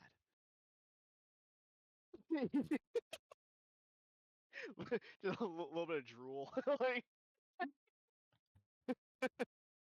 then he goes, "I digress. I would love to look at your lightsaber with you." That'd be great. Maybe in your own workshop later, but As Ned is starting to rant, his lightsaber like glows ever so slightly, agreeing with him. but yeah, later. But I mean, I need it to work right now and not be taken apart or anything. So If you would like to, I can give it a once over and just take a general analysis on it. it'll still be functional. I don't have enough time to dismantle it and take a look at it. Then yeah, that'd be great. I will give a pure functionality test and give you some pointers as to how to work with it until I can take a better or closer look at it. Sounds good. Wonderful. I hold out my hand. Yeah, I hand you my lightsaber. It's pretty I, standard. Nothing real yeah, special. heard. Yeah, I take Zeta's lightsaber and immediately drop what I'm doing. Just kind of, well, not drop it, but just like, put it on pause, make Of things course, of update or course. whatever. Go to my little makeshift hotel work desk in the The Windows cargo hold. closing noise starts. Doo-doo-doo-doo. Yeah, full like operative restart onto just like some basic systems that need to have like a little bit of an update. Then I go to my little makeshift workshop and I just give Zeta. She can be there too, or she cannot be. It's up to her. I don't really mind. It's her lightsaber. Fuck me. I take her lightsaber and I just start to kind of give it some little like stress tests and like just a general diagnostics check. Oh god, I just had the worst joke pop into my brain. That's the thing with Star Wars and lightsabers and shit. You can make a lot of them, but we are mature enough to not. Yeah, but well, the joke I was about to make wasn't actually about lightsabers as well. It was about Windows because this is a quote unquote long time ago in a galaxy far, far away. So apparently we are the Windows That's negative I. that's very funny. I like that. I like We're working Windows on the negative I. Yep. we're working on the old CIS system Mm-hmm. instead of the DOS system. Yes. Cool. But yeah, that's the last thing that I will do roleplay wise, because at this point, Sure. unless Krat wants to have a genuine, but I think Krat's having his own crisis. Well, I actually, if no one else has a role playing thing to do, um, I have something very quick and not very important, but that would just be kind of fun. But if someone has something actually important to, then they should go. If we have one more thing to do. I got nothing. I'm good. I'm the DM, so I get to do whatever the hell I want. Mm-hmm. Okay, so I guess I'll go then. So after Krat's little experience with the Force, he would seek out Ned.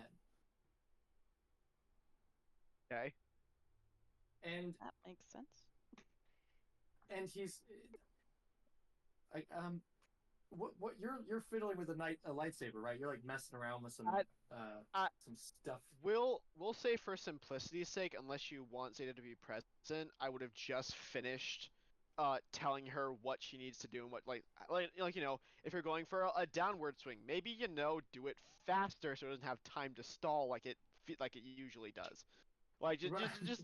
just like giving her like some like very like basic like okay, this is what we need to do. We'll work on it later, blah blah blah, and then she heads off. Okay. So As hmm? Okay. I just said cool. Gotcha. Okay. As she walks off, Krat is going to come up and, excuse me, Ned, might I have a moment of your time? I have several big one. Well, good. He sits down and he's going to look down at the ground and then says, "My good friend Ned, I'm quite embarrassed." What did you do this time, my friend? Well, you see, I had a conversation with the all-knowing force, and I had the opportunity to ask the all-knowing a few questions. When you say all-knowing force, Ned gets in like a very small, quiet allegedly under his breath. Mm-hmm. Right. And seeing as how you are also in tune with the Force, I figured you would be someone to talk to, as well as since you are possibly my oldest friend. First of all, don't insult me. Second of all, I am your friend. These are two things we know. Good. It. I asked the Force, and well, you see, I asked the Force why I couldn't speak to droids, and it told me they are not biological life forms. Were you aware of this? There is like there is a very like pregnant pause as and Ned just stares at all four of your eyes at once for like a little bit too long, and Ned just goes, "Yes." But but how could that be? It said that they are mechanical, but aren't your lightsabers mechanical? And aren't isn't this ship mechanical? Why do they not speak to me? Ned takes a deep breath, oh goodness. gentle exhale, and goes, although they are although they are different in most in although they are the same in most aspects, given their design as and he kind of pinches his chin trying to find his words. He he he looks up trying to find his words and then he goes, as the force would will it gave us, and he's like trying to explain science to a purely religious being, Yeah, but he goes, the way the force gave me hands, of course. I can use these hands to instigate thought in You want to know how I certain got these individuals. scars? So I think like 5 to 10 minutes of just very rudimentally explaining the slight difference that these things have a motivator, these things need to be driven. Right. You give that explanation, and Krat does stand up and goes, "Oh, I completely get it. You're saying the Force lets droids talk. Thank you." And then he's just going to walk away. The Force gave you hands, there, and you can make the droid speak. Therefore, the Force gave the droid speaking. As you walk away, I hold a finger up to stop you, but your back is already turned, and I just to myself go, Okay, and I shrug it and I get back to what I'm doing. Yeah, he's fine. You know what? I don't got time for that. Not now. All right, that's all. Cool. Thank you. All right. At this point, R9 pages Zeta and says, would now be a good time to talk about the thing that I found? That is not R9's voice. You say that again. Alright, you are absolutely correct. That is Crank's. That is fuck it. What is Clank's voice? So, now would be a good time to talk about the thing that I found. Would you be able to meet in the conference room? Much better. Thank you. I am so sorry. I have had a bit to drink, and the voices are starting to get a little bit discombobulated. All It of happens. us, just It me. do. It would be better if it was everybody. I go on the comm. All right, motherfuckers. Conference room.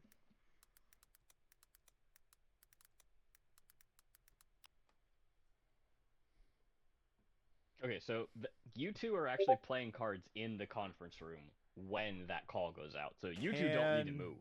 really quick, Javen, if you're up And- for it, can we roll 2 blue dice just to see who might have won? No. Oh, Just because no, because A, it's gonna take up too much time, and B, we are literally just like I haven't seen you in a couple of years, so we're literally just like nonchalantly playing cards to catch up. okay. So I kind of look at the cards, and I'm like, "Are you sure you're not cheating?" Have you guys ever seen an elderly community play dominoes? Yes. I'm not that fucking old. No. But you know how unthinking it is? Like, they literally have done it for so many years that they're having an intellectual conversation and just putting things down. That's the Okay. level Ned and Odo are at. It's Okay, like, so- they're not even playing cards. They're just laying cards down and having a conversation. Okay, so if that's really the case, like I draw another card and I'm saying, look, all I'm saying is if you go for the flank on the left side on that particular battle plan, you're gonna get through whatever the fuck the Sith are doing. I'm walking in that. Oh, hey kid, how you doing? Depends on what the fuck my droid did. Oh, what the fuck did he do now? I don't know, but he wants to talk to us all about it. Oh, great. Uh-huh. All right. Twig, we'll pick this up later.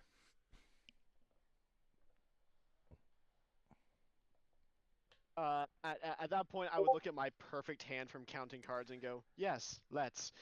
Put the cards I back know down. you're fuck. As he says that, I point the finger. I know you're fucking cheating, asshole. I don't know what you mean. I shuffle my hand back into Oh, the you're deck and You definitely son of a cheating bitch! because I came up behind you. At this point, we're just waiting for Ned, or not for Ned, but for Krat.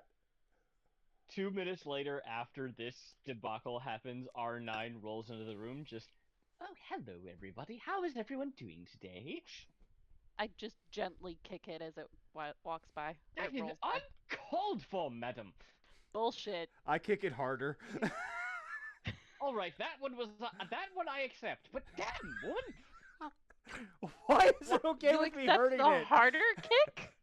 Yes, because Stop he at abusing- least has Stop reason to be abusing- annoyed with me.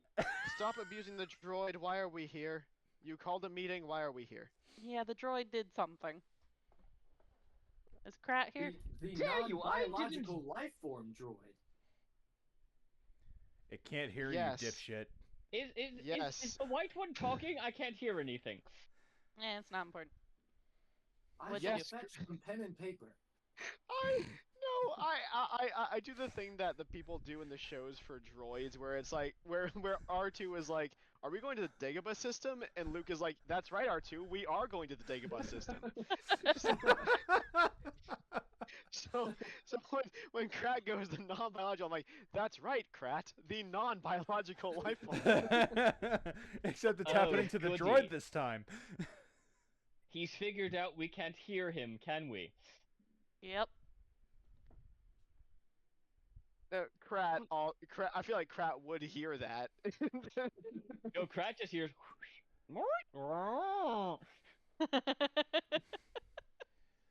All right, Krat you. has no universal translator for droid.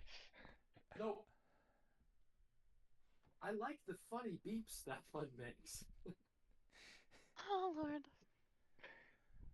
All right, R9, Okay. what the fuck you got for us? Please make it into a written report as well so Crack can get it. So After. I'm gonna message Krat what he gets, and the rest of you are gonna get the verbal version. Jesus Christ. Oh Jesus. Okay, so what happened? Well, I was, you know, sort of looking around the ship systems. Wait, hold up. Hold up. Yes? I checked the room for any cameras or any other recording devices. Okay. Make a skullduggery check. This will be 2 purple, 1 blue because you recognize Republic surveillance devices. Okay. This room is not warded, or this room is actually not meant to be recorded. They recognize this as a Black Ops mission. You would need to have some privacy. Perfect. The one threat is... how would I decode that one threat? There are no obvious recording devices. Let's put it that way. God damn it. I closed the door. And continue. So I was having a look around, and because, well, this is a Republic vessel, I didn't quite have all the access codes I needed to check out everything, but I found a way around that, and, well, do you all know where this ship was before it picked us up? No. No.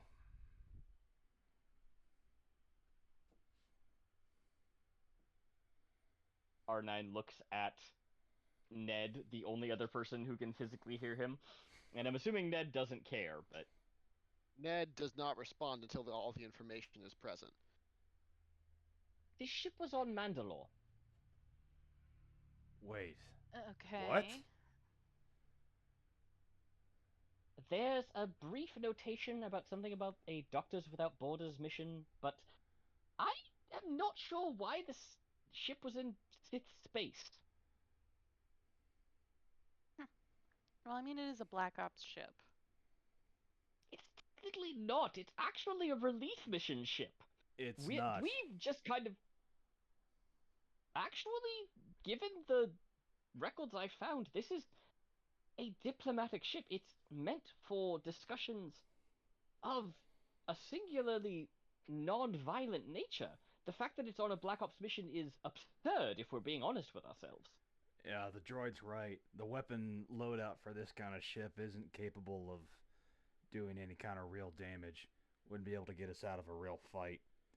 This ain't no warship. It's a peacekeeping ship. And I'm gonna be silent for a minute because I'm just gonna type out what R2 or R9 wrote to Thomas. So wait a minute. You mean to tell me this thing was on Mandalore and it didn't escape with its hull half cut in half? It is a diplomacy ship. Yeah, like that. Perhaps we are... Go ahead, sorry. Well, It's still a visibly Jedi ship.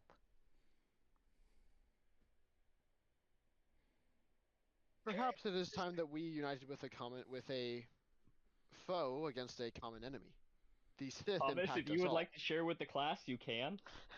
Yeah, but Mandalore's never been friendly Shit. to the Jedi. What the fuck? What? He's reading what R9 has printed out for him. Do you share with the class or no? I hold it up. Yeah, I'll hold it up. I'll copy and paste. Okay, in Arabesh, it literally says, as Thomas will copy and paste. Hold on. There.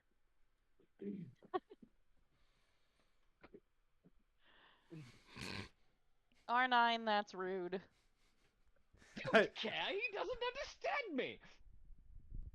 It's I not like his fault. I like This this ship droid. was in Sith space.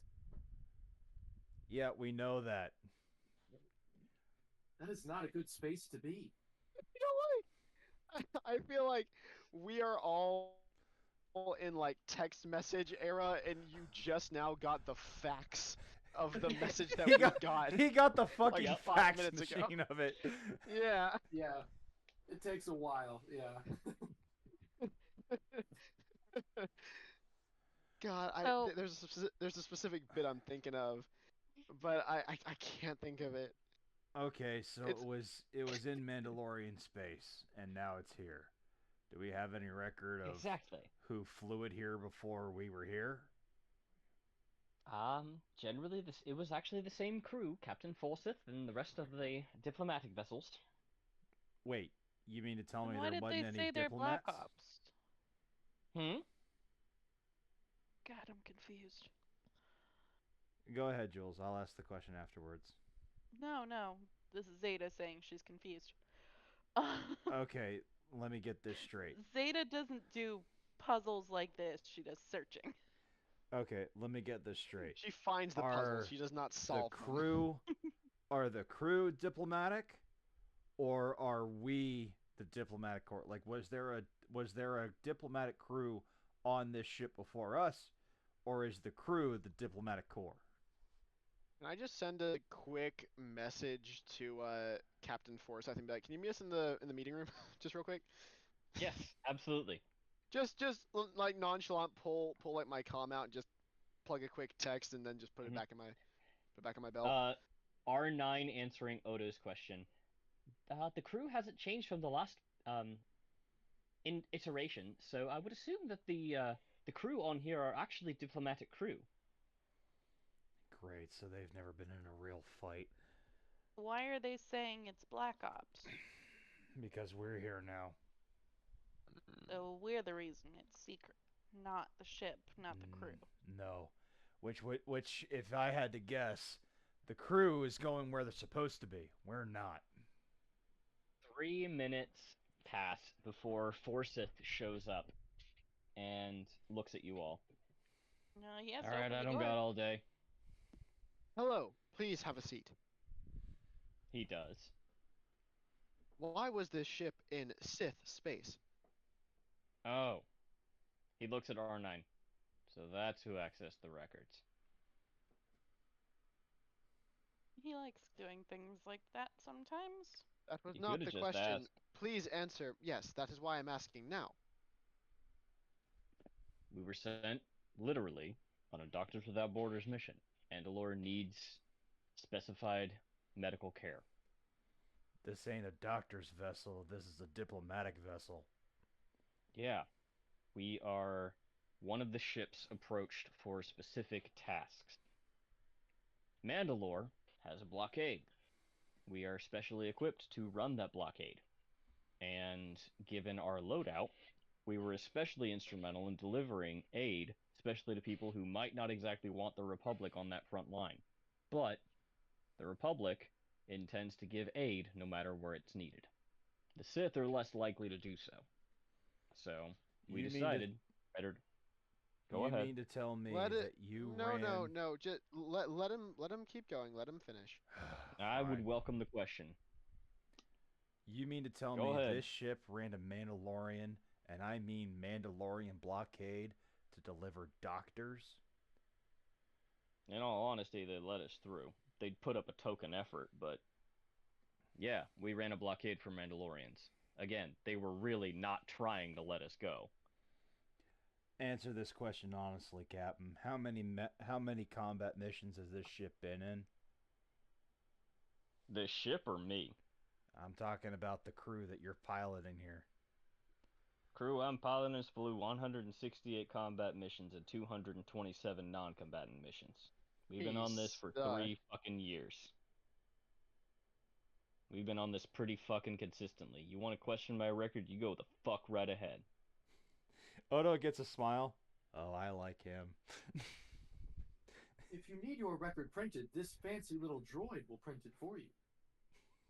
God damn it, the talking in my head doesn't get any easier when there's Moria.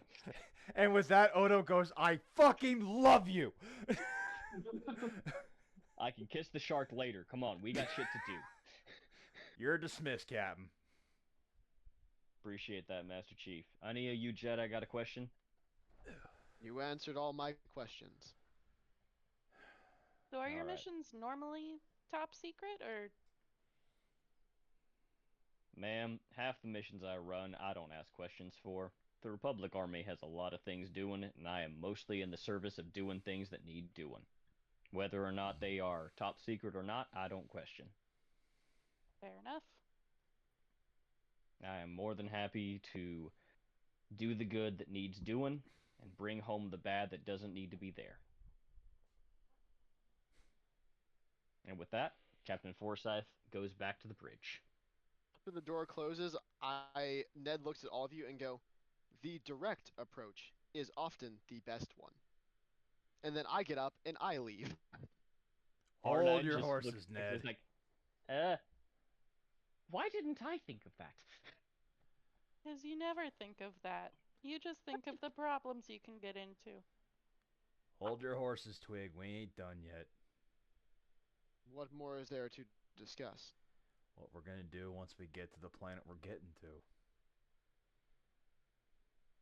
Look for, well, I point to Krat. He is going to look for the Vergence. She's going to help find them. You're going to shoot anyone that gets in my way, and I'm going to take down the bastards that stole my lightsabers. Okay, look, I know that's the oversimplification, and normally I'm all about that shit, but we don't have a ground vehicle to start on. We don't have anything except this ship to be able to fly around the fucking planet. Now, I'm telling you, we don't have much in regards of getting us from A to B. We gotta There's have some transport kind on of Tython.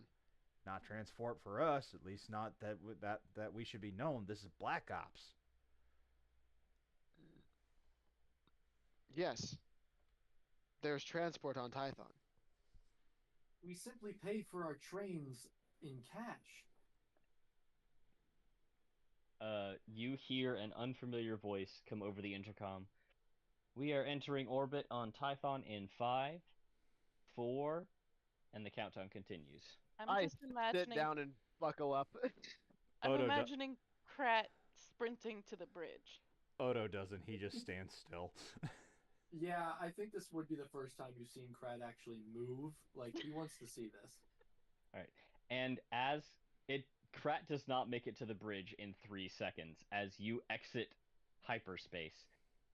But Krat, you feel a slight jolt, almost like a small disconnect from the Force as you exit hyperspace, and you view the blue lights turn back to the star field that is normal, and the cloud-covered, slightly blue, slightly green, muddy brown ball that is Tython, surrounded by a collection of both Sith and Republic battle cruisers. Not engaged in battle, in almost a holding pattern, picking sides of the planet. You count an equal number of vessels, 20 per side. If you are looking dead on at the planet, and we are using the traditional compass rose, deceleration is actually no issue, as hyperspace deceleration isn't uncomfortable, it's just jarring. But if we are looking, the Eastern Hemisphere has 20 Republic cruisers, the Western Hemisphere has 20 Sith cruisers, and the planet isn't equidistantly divided, but there is an obvious landing corridor for both sides. Neither side is willing to engage. It has been years since either of you have been here, but Tython has become, if not an active war zone, at least a part of the Cold War that the Sith and the Jedi are holding. What in the fuck? It's a I assume, standstill. yeah, I assume once we decelerate, we all run to the bridge and all see all this. This information is easily available outside any viewport. Gotcha. So at this point, yeah, uh, Odo says stand still. Odo says it's a standstill. Oh, I thought I said to stand still. I just start making my way towards the bridge where the captain is. You see Captain Forsyth and his second in the command. His second in command is actually leaning over one of the consoles, asking for information. Forsyth is literally just looking out, tapping one finger against his bicep as his arms are crossed, staring at the stalemate. Did you know it was like this? Honestly, last time I was here, nothing had changed, but everything's in a different position now. Those are warship maneuvers, not neutral maneuvers. This ain't a diplomatic mission anymore. Something's changed, and we don't know what. I need to get you down to the planet right now.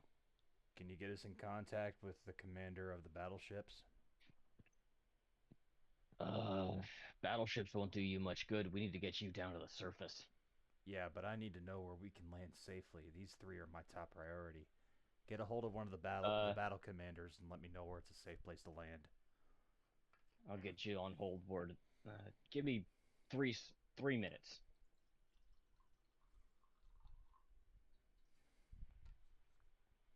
Odo turns to his three compatriots.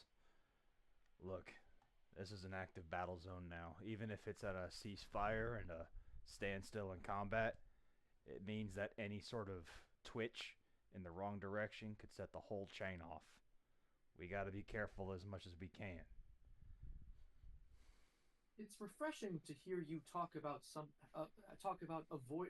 Actually, you know what? No. Sorry. Hold on. Krat raises two fingers. Odo looks at him with a genuine we're gonna get along this time smile, and looks to Krat and nods his head. It is refreshing to hear you advocate for not violence for once. Look, Krat, I may like war, I may like the battlefield, but I ain't in the business of dying. And it's my job to make sure you three don't die. All right. I appreciate that. While this conversation is happening, you see two things. You see two holograms open up. One of whom has the subtitle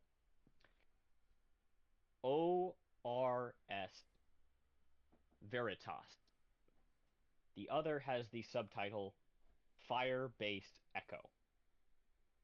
The one that has the ORS Veritas is a human female with a no-nonsense attitude, long gray hair tied back in a braid, and impeccably pressed military fatigues.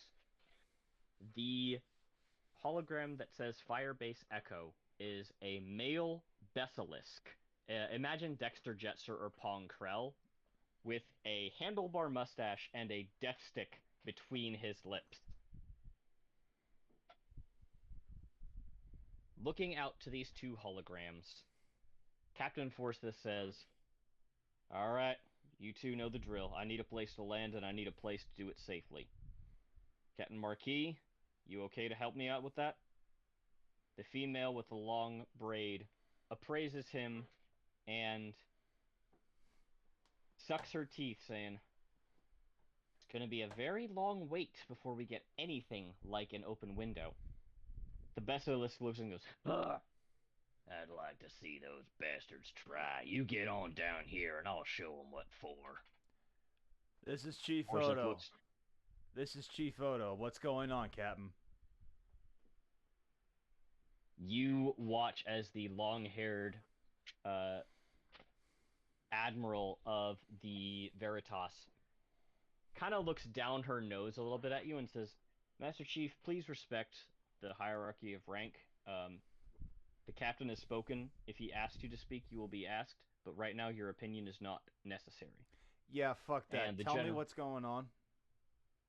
I bring Odo back. No. No. Right. Do you guys want me to?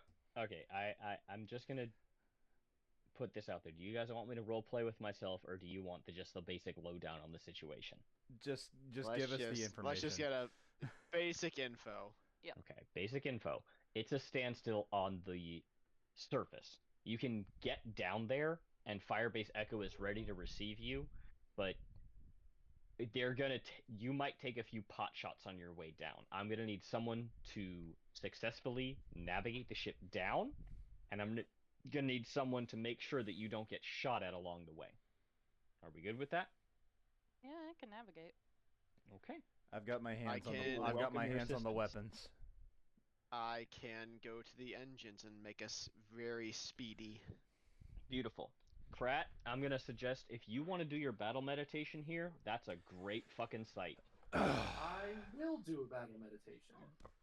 Beautiful. I look at the go ahead. officer that was sitting in the weapons chair going, all right, bitch, get out of the chair. I don't fit in the chair. I kick him out anyway. I go to the pilot and just kind of do a scoop gesture. Look, I- I have no problem with you taking over this. Just go. I go into the engine room, see everyone working, and go, "Good job, follow me." As soon as you say "good job, follow me," a couple of them are just like, you know what? Fuck it, this ought to work. Okay. We are not going to enter initiative because this is not going to take more than one round. But what is everyone doing to ensure you land safely on the surface? A mechanics check to make sure that the engines never falter. Okay. To make sure they never falter is a more difficult check than making sure they can be boosted. Not well, like we are steadfast, we don't slow, we only speed up. Okay. Type That of is thing. going. Agreed. That is going to be a 3 difficulty check with 1 blacked, because there's always something you don't see coming.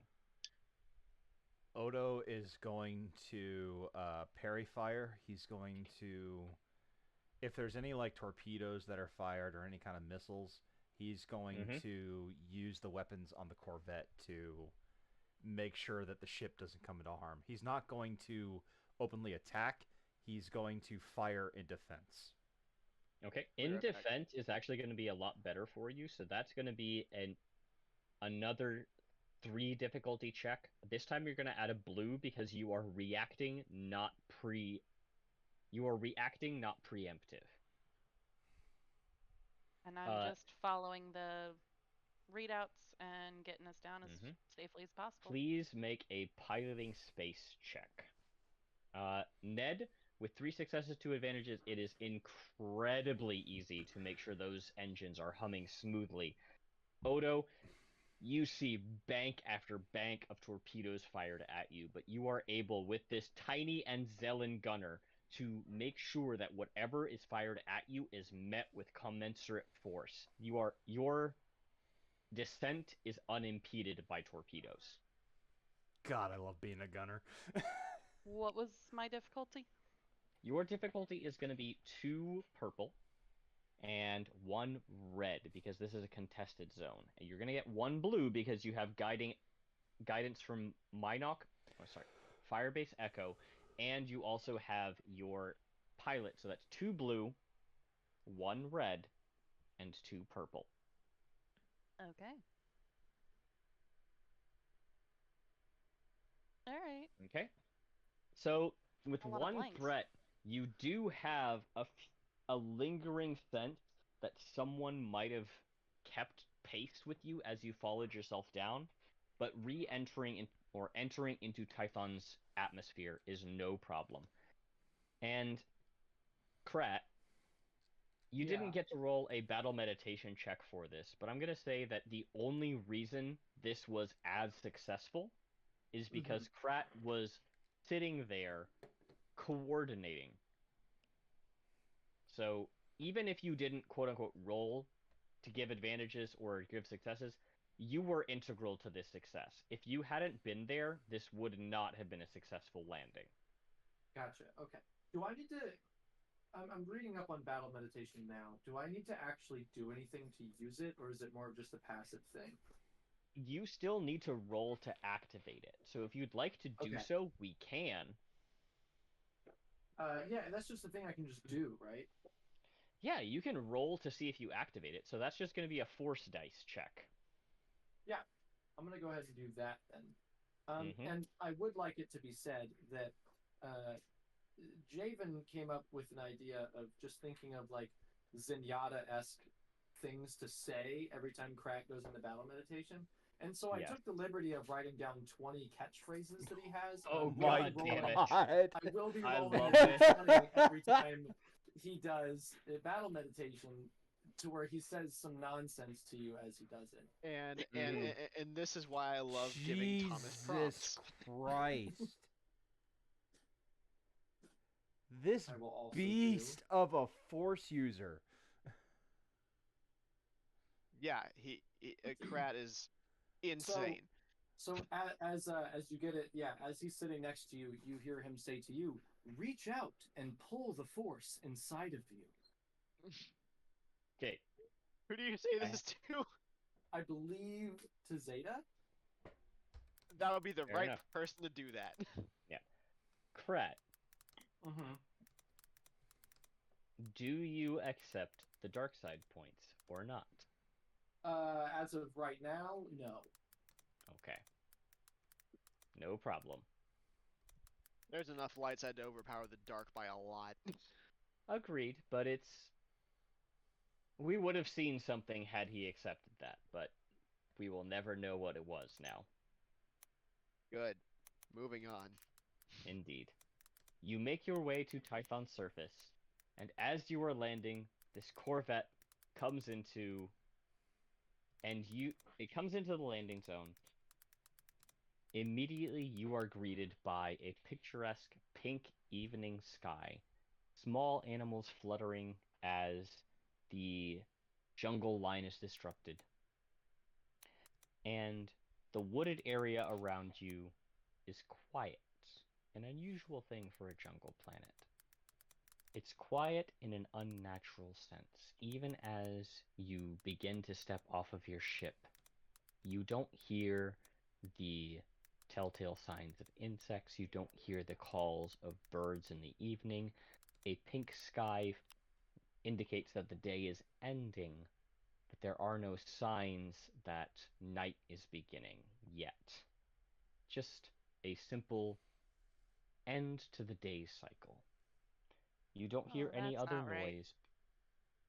You hear a couple of mechanical noises, but the quiet itself is an off-putting idea. As you are, I assume all of you are exiting the ship. Odo would be the first one out. Okay. You are greeted by a single Republic corporal. Sorry. Nope, he's a corporal. I had his rank wrong. But yes. A single Republic corporal standing at attention.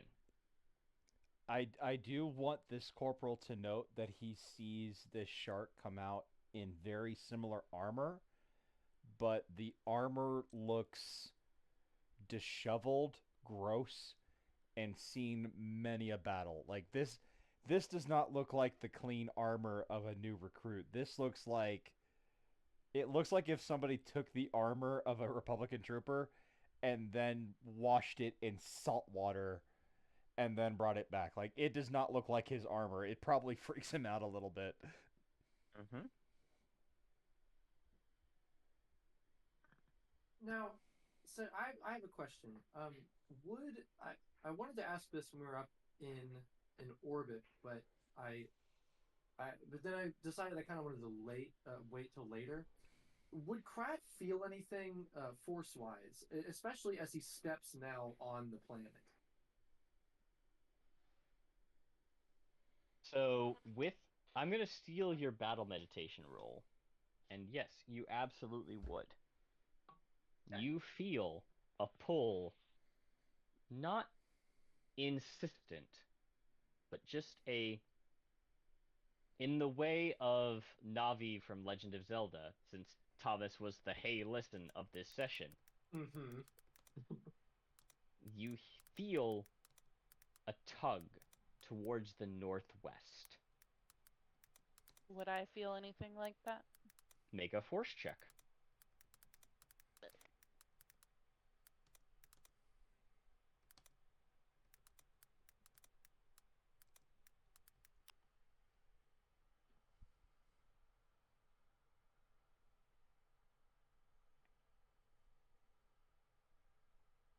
Fucking Do hell.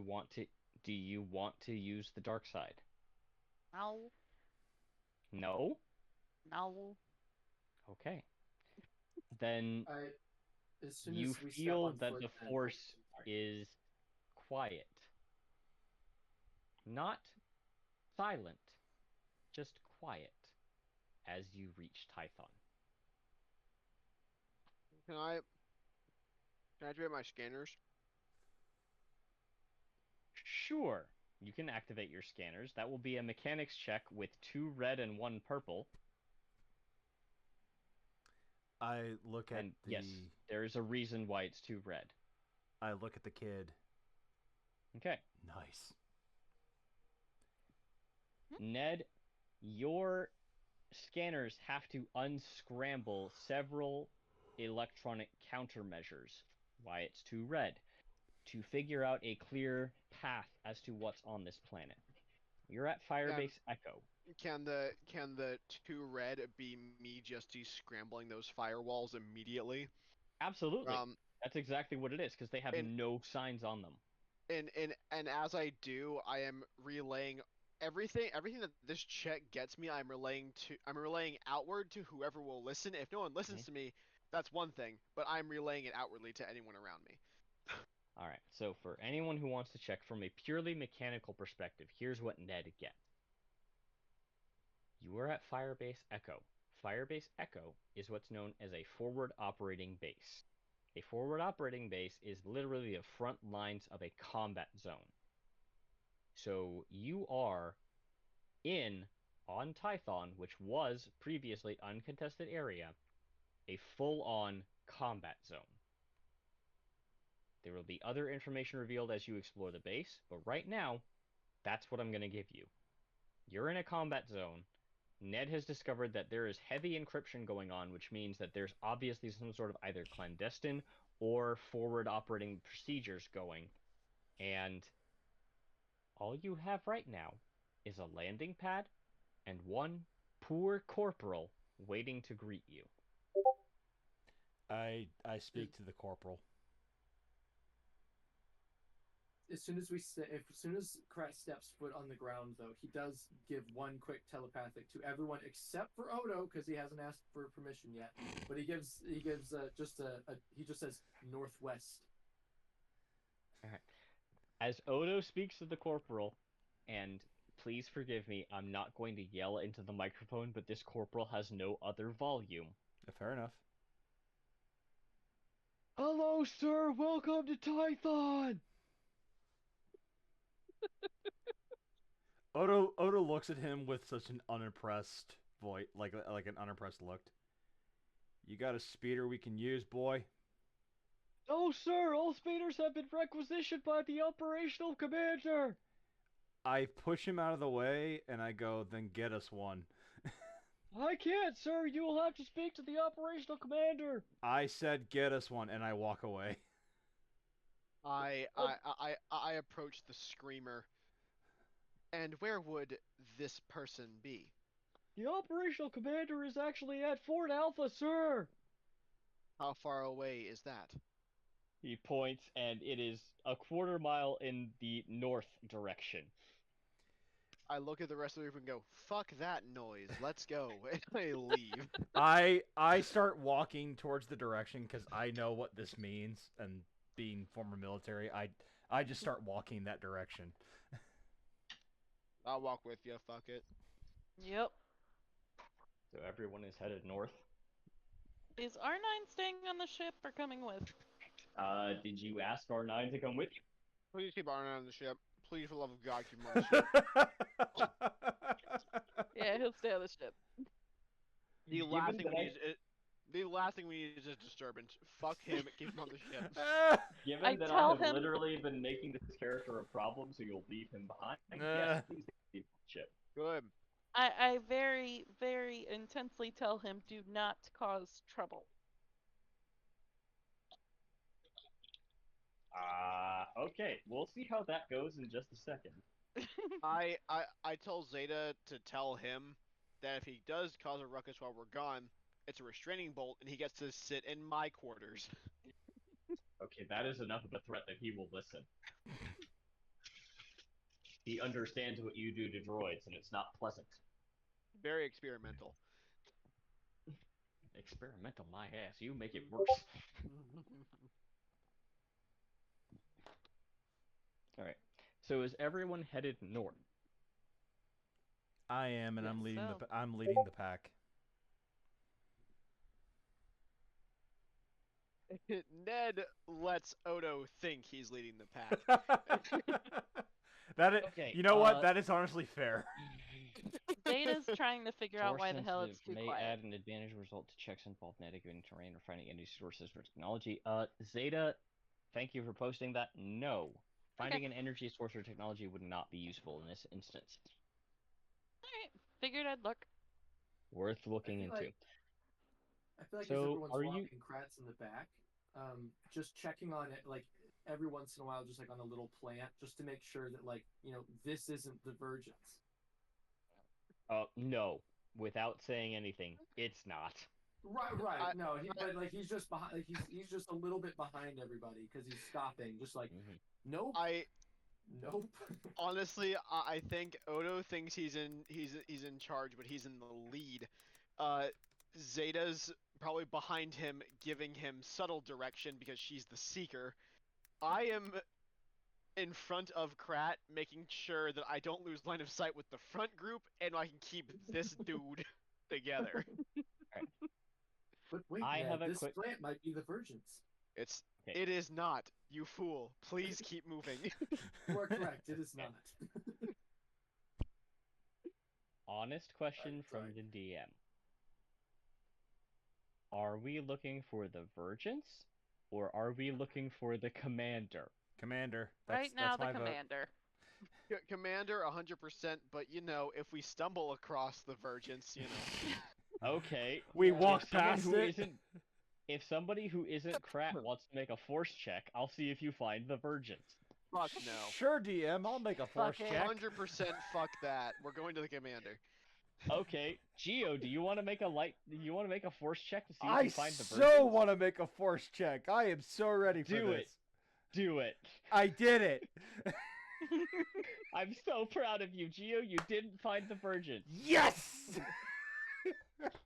Also, Zeta, no, the Vergence. This is not the Vergence. How the fuck did Odo get such a high force rating? That's what I'm trying to figure out. Honestly, our questions beggar the mentality of Geo. Is Odo the Vergence? I don't know. I don't know, man. I did not play in this campaign that crazy. well. Odo believes he is the Vergence. That's all the information you're gonna get. No, Odo doesn't believe he is the Vergence. He believes he wants to be better than all the Vergence. Yes, he wants to be better than all the Vergence, and that is the most important drive. thing to him. The drive is just Absolutely. so there. Anyway, we are going to the Commander. We are going to find In the all Commander. honesty, Zeta, the Vergence is not here, but you do feel the same pull to the northwest that Krat might still be feeling. Okay. The Vergence isn't on Tython. Or in this area. With that force check, I'm not going to confirm or deny, but you do feel the pull to the northwest. Okay. You make your way to the north, and the way to there is actually well forested. You have a distinct path without blockage. Tall trees rise on either side. It's still falling towards night without the light dissipating fully. And as you go, you do see small lights. If you want to roll a survival check as to see why it's so quiet, you can. Just from a purely survivalist check. Uh, in the meantime, you do see that this path has been laid out well. There are small, almost like fairy lights laid along the path.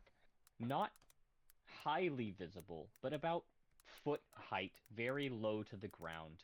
Not so much to draw attention, just to give you an idea where the next few steps might be. Difficulty 3. And as you keep forward, you see a big, black, almost a command tent built into the... Okay, so 2 successes. It's... With 2 threats, I'm going to say you don't understand exactly how, but you understand that combat is the reason why there is no ambient sound. There are no insects, there are no birds. Combat has driven the natural life forms from this area to seek other pastures. Okay. And as you find the command tent, you are greeted by the same sight that you saw on the Jedi's Mercy. The death stick smoking basilisk with a pencil mustache poring over Republic battle charts with his assistant, a... You know what? Fuck it. We're just gonna make it simple. It's gonna be a DeWooten. So 2 large burly fellas poring over some maps. One of them smoking a death stick. And the general looks up at you and goes, "Uh-huh. And why are you on my planet?"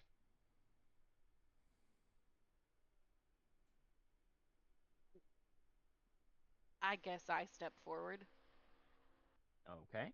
I feel like I am actively holding Odo back from speaking.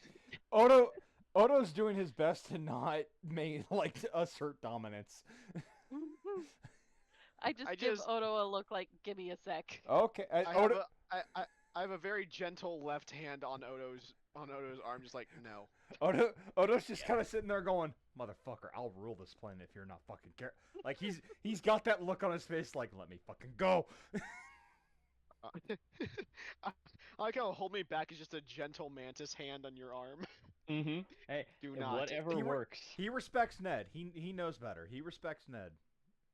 Mm-hmm. By the way, Ned. Yeah. You want to roll me a force check? I don't. Valid. Thanks though. Oh, that's so good. You want to do it anyway? Are you the DM asking me to roll a force die? I am. Okay. There you go. Yeah. That's actually about in line with what I expected and what I wanted. This is why Ned doesn't touch the force. It makes him feel bad. It's not the force that's making you feel bad. You know one of your lightsabers is on this planet.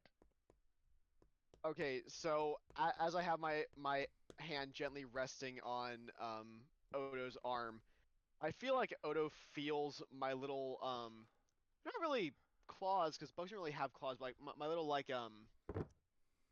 what are they called? Like little like Mandibles? Like mandibles, maybe. I guess. Not mandibles. What you're the technical term you're looking for is like just appendages, because there's really no term for like claws or other word. You know what? For true. simplicity's sake, I'll just call them because mandibles is mouth. I'm not biting you, so you'll feel Mandibles? like you'll feel like my little like bug claws kind of dig in ever so slightly to you, and you just see Ned just go completely still, as though like trying to camouflage into something. Fair enough. I have a really weird question for Ned. Okay. How you have 7 lightsabers in the wild, 2 of which you've accounted for. What traits do you associate with your lightsabers besides their unique coloration? Uh, define, I guess. So, do your lightsabers react passively? Do they attack? Are they defensive? Are they neutral? Do they want to seek battle? Do they want to seek defense? Do your lightsabers have a personality, or is each one of them different, or do they all have your personality? Well, I guess that kind of goes to what we were talking about, because in one of our initial conversations, you said that the lightsabers that I designed were legacy sabers, which just means anyone can have them. However, Mm-hmm.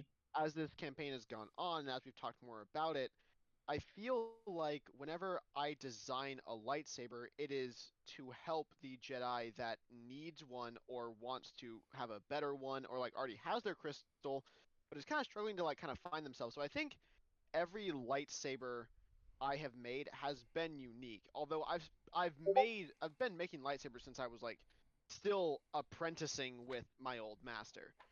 Mm-hmm. So I don't, Oh, it kind of what what kind of information are you wanting? I so guess the is the is a counter question. So, one of the ideas behind lightsaber is the old legend that a person's soul resides in their blade. If a dark side user had one of Ned's sabers, what would that soul look like? It would I feel like it would almost feel like a cry for help because And that at this point the lightsaber being in Sith hands would mean that the Jedi was either captured or dead. And hmm Sith, especially in this time, are not known for taking prisoners. The only time a Sith would ever use a lightsaber that a Jedi had is if they were dead. So if one of Ned's sabers were crying for help, what would that look like? It wouldn't be noticeable in the slightest except to Ned. I feel like because the only force ability that Ned has is manipulate, is because the force that he feels is inputted into everything he designs. So if there's something wrong with something that he designed or manipulated, he would know or he would be able to kind of like focus, albeit not by his own design, but the force would kind of draw him to his creation and it's not doing its correct purpose. So with if we're going to go off of that, Ned feels a strong necessary pull to the west.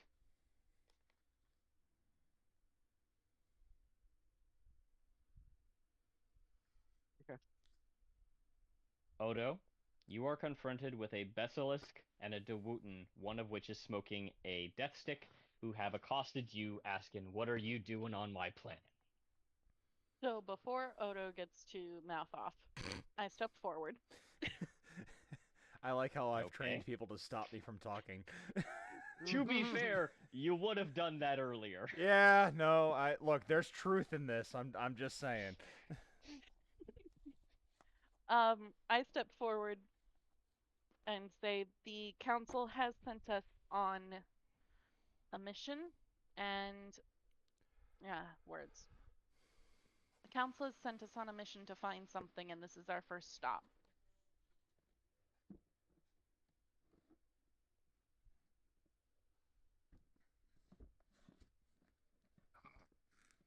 So you're here to find something, Hmm. and you ain't gonna tell me what. Unfortunately, I can't at this moment.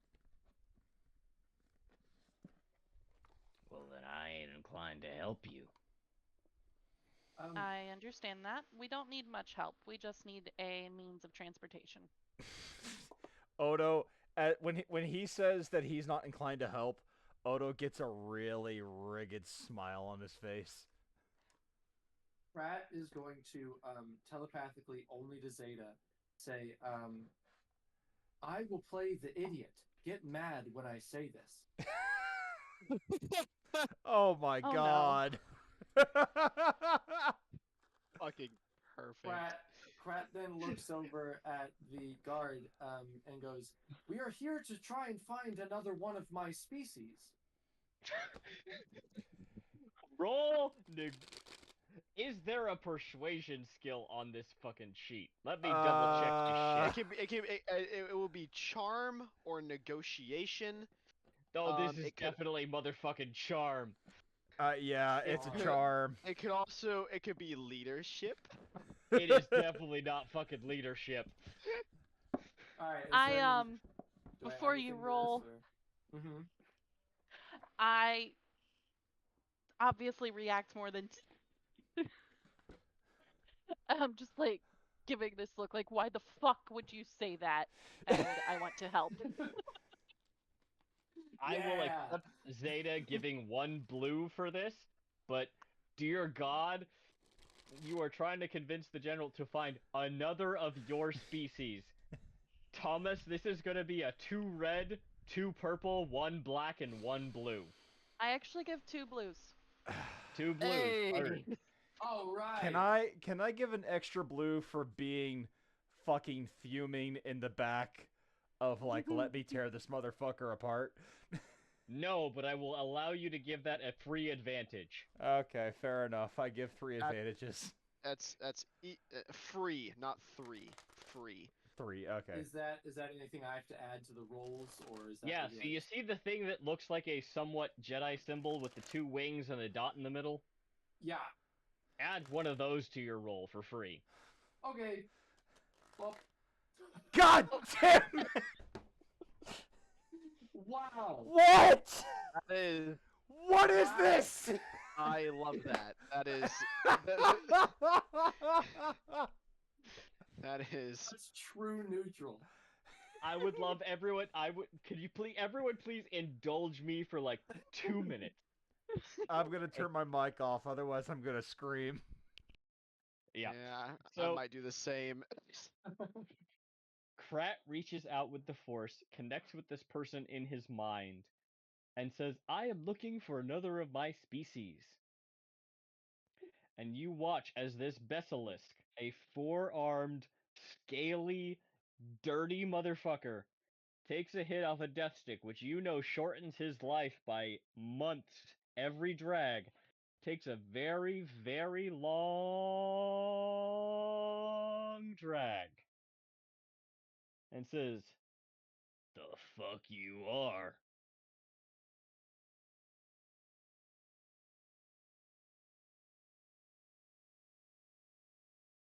Blank stare. Perfect. Have you seen any one of me? Jesus Christ. Zeta is at this No. point face palming, trying to figure out how to salvage this situation. Odo, everyone in the background begins to hear the powering up sound of Daisy. I flick one switch that shuts it off and makes it heavier. Fuck! Not inside.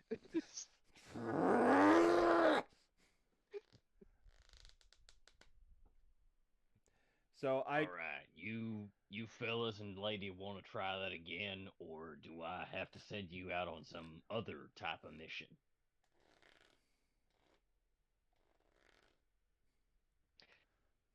Ladies and gentlemen, I'm going to reintroduce the concept of destiny points, where you can succeed if you would like to. I kind of like get in front of Krat and Odo and just let Zeta handle this whole interaction. Like, no. I am don't. not the social one. You think any of us? You think any of us are? You're our only hope. I have really good cool rolls. Odo Fine. I let Krat go back. Me and Odo, I look at Odo and I go, why don't we go outside? You can maybe shoot some targets or something. I am going to ask for an intelligence roll from all of you. Okay, and while we're doing that, real quick, what does cool actually do? Cool helps you in combat and maintain actual like. Well, yes. It helps you maintain your composure. You can also, it's one of those skills where it's like, it is a social skill, but it's one of those skills where it's like, you can It's kind of argue your case on using a cool roll. okay, It's but not. it's keeping your cool. That's what we said it's- before, right? It's not an I'm so cool. Yeah, it's a composure thing. It's like a It's you are like level-headedness. you are smooth. Like, but Okay. however, I would say Doc in your Holliday case, smooth. in your case, discipline would probably be a better thing as instead of cool. If you're looking at like priority over like ranks and abilities and stuff, discipline Yeah. would be better aside from cool. Gotcha. I think because my cool is my highest roll right now, so I just want to know what I can use it for. Gotcha. If you look, so I don't hold up the session, I'll just message you, Thomas. I'll Yeah. let you know. Okay. GM What do I Holocaust roll has a for really intelligence? good intellect. Intellect. Sorry. Any is that just how difficulty? many greens Is it Nope. is it just I have is- points? is it just Nope. raw intellect? Just raw intellect. So is that 1 green per point? One One green per green, point. yes. Okay. Gotcha. So it would be a 1 green for you because I think you have a 1 in intellect. Indeed, it would be. Nice. So Krat is the only person who doesn't notice, but no, don't do that. Don't do what? Just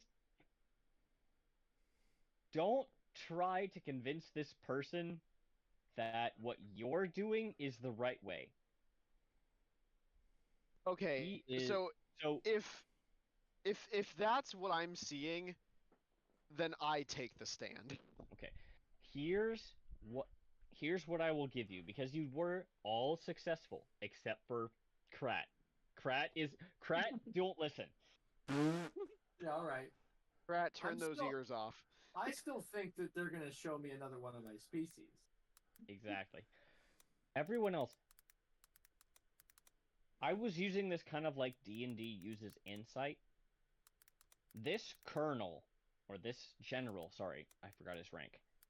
This general is looking for a success, but he's looking for a success on his terms. If you can find a way to elevate his name and make him more important, he will accommodate you. If you can't, he will diminish you. Javen. So at- find out what he wants and find out a way to make what you want equal what he wants. Javen. So, yeah. Do you mind if I take the lead on this one really quick? Well, I was thinking at that point, I feel like the three of us, excluding Crack, because I feel like he's just blankly staring at the guy. I feel like at this point, the three of us all have have like a 2-second like I look at you, you look at me, you guys look at each other, you guys look back at me, I look back at you two. Like we all have like a very quick like eye conversation, and to decide who takes point, I feel like me and Zeta look at each other, nod, and push the shark forward. Yep. Because With a be nice. I am logical. Zeta, you don't really deal well with people. No, but I do know when my skills are not needed. So push the criminal Exactly. forward. But Well, it's not even criminal, it's status. I don't give a fuck about status. Zeta likes finding shit, and Krat is oblivious. So we're just gonna push you forward, yeah, and we're gonna, like, occasionally just, like, flick you, like, no, not that. yeah. So I A gentle guide for Odo in this what conversation, if you will. here's kind of what I want to do, and I hope that Cedric and the other players will allow me. I'm gonna give both Julianne and Javen permission to literally say flick, and if they say that, they literally like grab a part of Odo to get him to say something different. I'll allow it. So like we get to the conversation where we need. So I step forward and I'm like, all right, General, right? You're a general. Yeah, General Valhunt. Yeah, General Valdick. Like, Yeah, General Valhunt. Um, look, Good use of the flick so far. I'm Master Chief Odo Texas of what used to be Taro Squad, and look, I know you like getting your dick sucked, so Lick. I know you like I know you're trying to win this battle here. So if there's any way that we can massage your ego, Lick. I mean if there's any way we can help you win this battle, um or if there's anything we can do for you, please let me know so we can take one of your fucking battleships. Lick. Guys, so we can please have your assistance for this battle. And we can get out of your hair so I can fucking leave you alone. Lick. God, so we can exit your airspace as quickly as possible. Brad holds up 2 fingers. God damn it.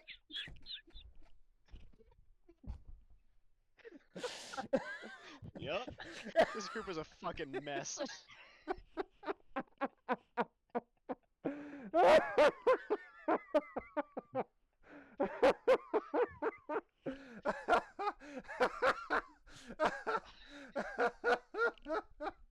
What is? What does Krat want to say? Craig just says, "Good job." Odo, so like as those words go into his head, Odo grips the table harder. like veins start coming out of his arms.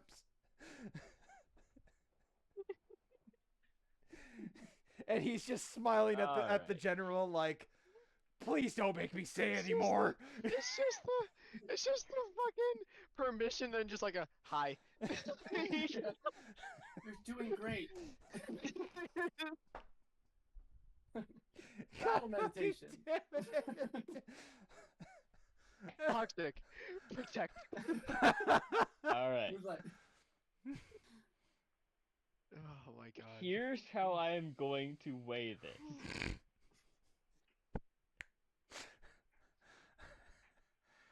Geo, Yes, sir.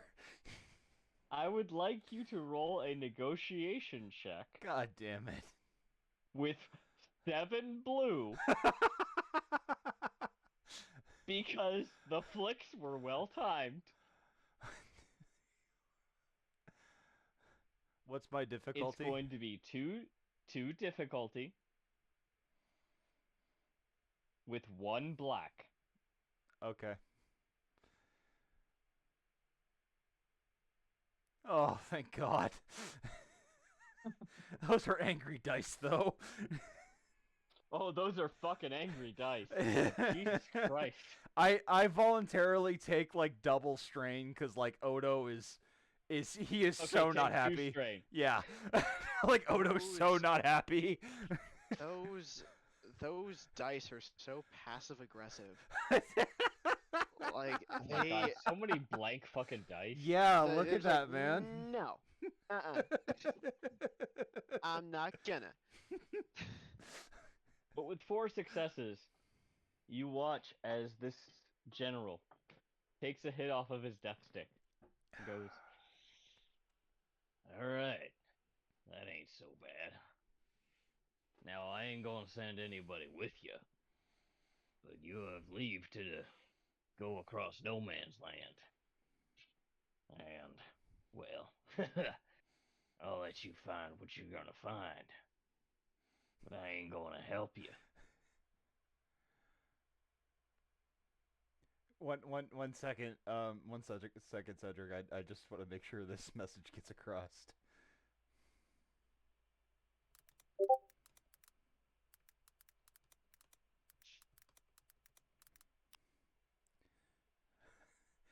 So after after getting that information, I look back towards the general. Is there any kind of uh what kind of resistance can we meet in no man's land?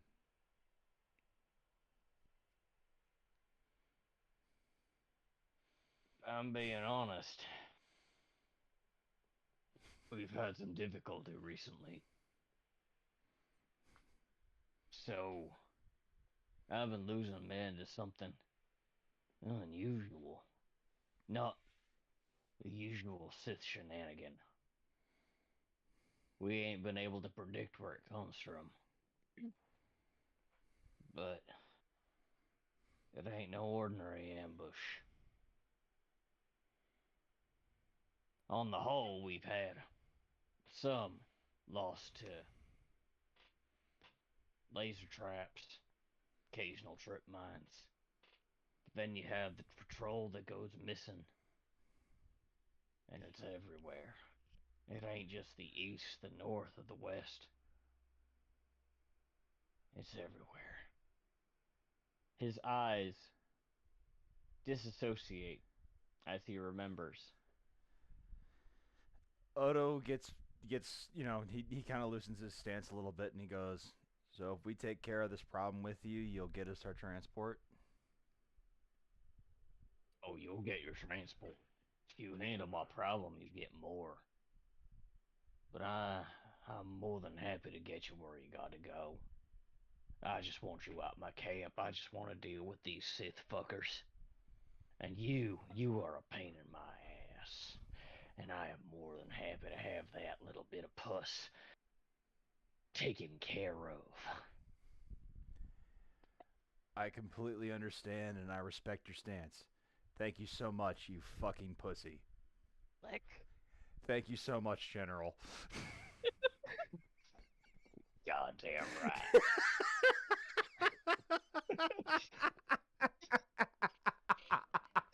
Thank you so much, Jules.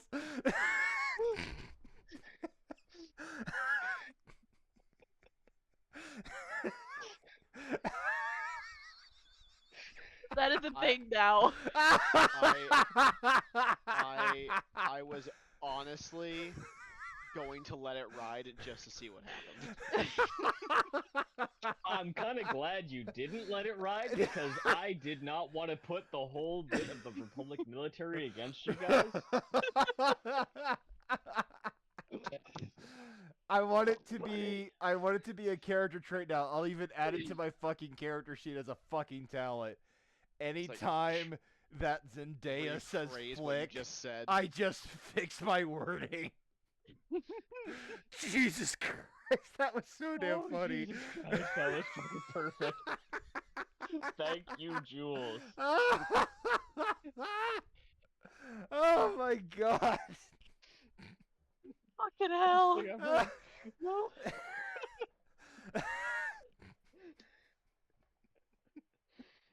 Thank you Best so thing I've much, heard you all day. fucking pussy. Flick. Thank you, General.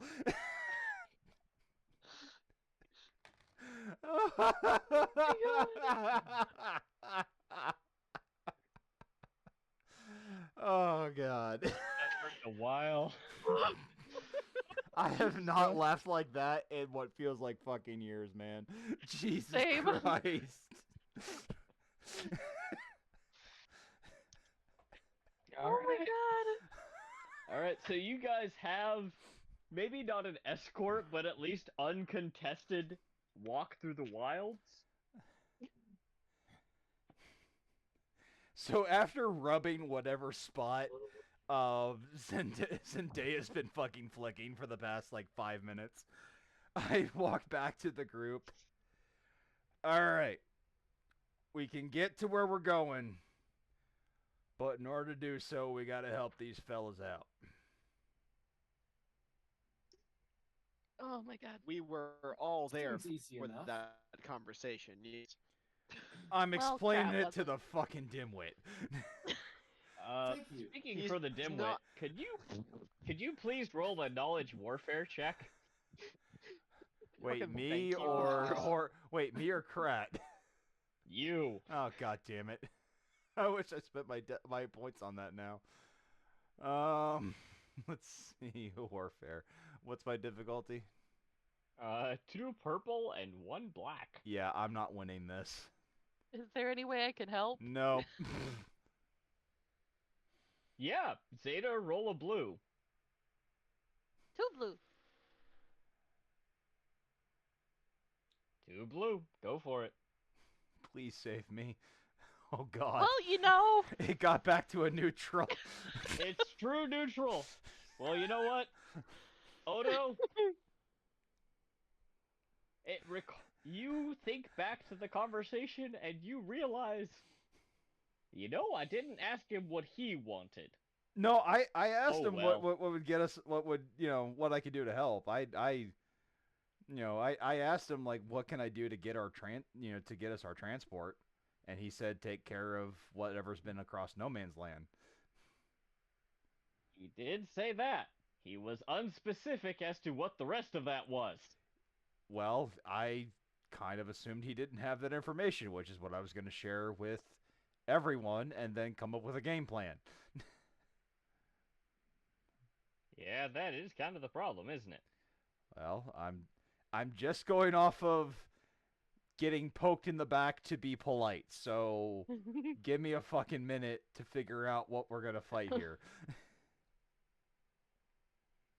I turn to the group and I say, all of us, especially those who are not up on cussinese being cleaned, we can get to where we're going and we can get the information we need if we help the general out. In no man's land, something is taking out his men left, right, and center, and if we can deal with it, we can get what we need. Sounds like it was Sounds easy, though. everywhere. Not just no man's land. I tend to agree with you on that, Zendaya, but I think the main problem is going to be in no man's land. We need more recon on what the hell this thing is.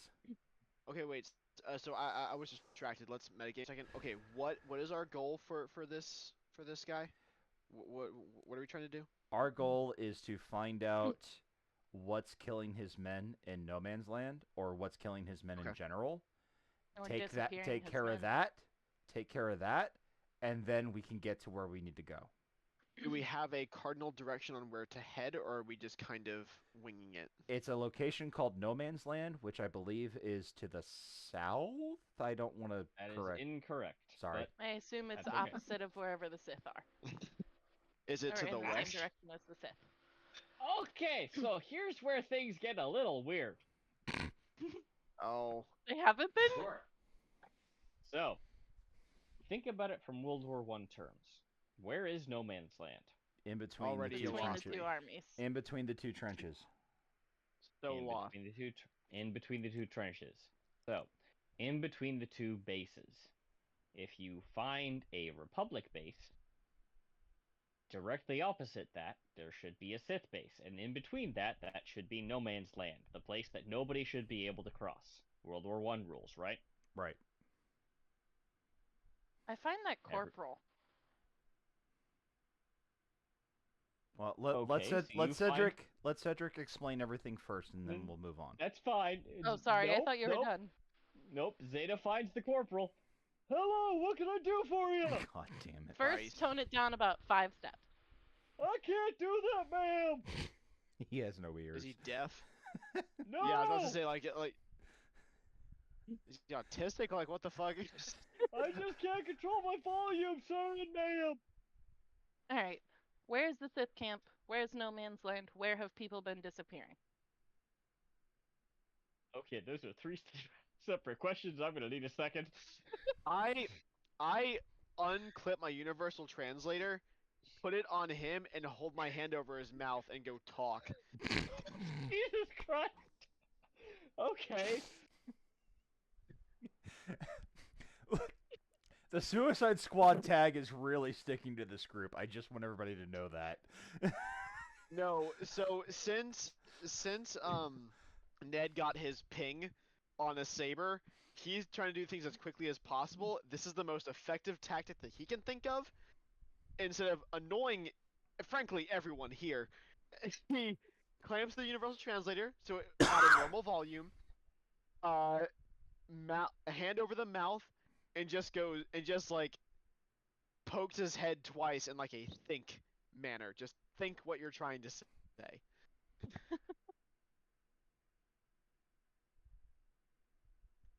Oh Jesus. I need a straight answer. I need to know Yeah. where the fuck we're going. Yeah, that doesn't work. That's not what that means. Ned, Yeah. remember how you're a Force skeptic? Remember how you think that people can't connect via the Force? Never said that. I just said it doesn't exist. So connection, I guess, by proxy would not be possible. Consider this at least a challenge to your belief. Okay. So as you are threatening said overly volume-ridden person, It's not a threat, really. If he perceives it as a threat, then sure. But it's He not a threat. does, I'm not trying because to be threatening. you are a bug person threatening a humanoid. Let's be real, if a cockroach told you to stop talking, you'd take it as a threat. I find that you constantly comparing me to a cockroach is very racially charged, and I don't appreciate Okay, that. Shut if the a fuck praying up, mantis told Javen. me to stop Shut talking, the I would fuck up. take that as a threat. If a You- praying mantis told me to stop talking, I'd take that as Thank a threat. you. You stupid Thank bastard. you. He's right though. Cockroach is racist. In any case, you have questioned this person's worldview, and they are questioning it alongside you. So they are, let's say, susceptible to change. And as you question, your mind perceives other possibilities than what might actually be there. You're asking what might be outside of the borders, correct? Or what exactly is Ned asking of this person? I'm not asking anything. I slapped my universal translator to stop his obnoxious volume issue so that he could answer Zeta's questions. I wasn't asking him of shit. I was telling him to think what he wants to say so he didn't have to scream. Well, Lassiter has problems with that, so the volume's going to be loud no matter what you do. But Zeta, what are your questions? It was, where are the Sith? Where is No Man's Land? Where have people been disappearing? Okay. The answers to that are north, north, west. Okay. Is there anything known to the west? Any known threats, known issues besides disappearings? No. Are there any known uh, buildings, temples, fucking No. crypts? You get a negative from all of Okay. those.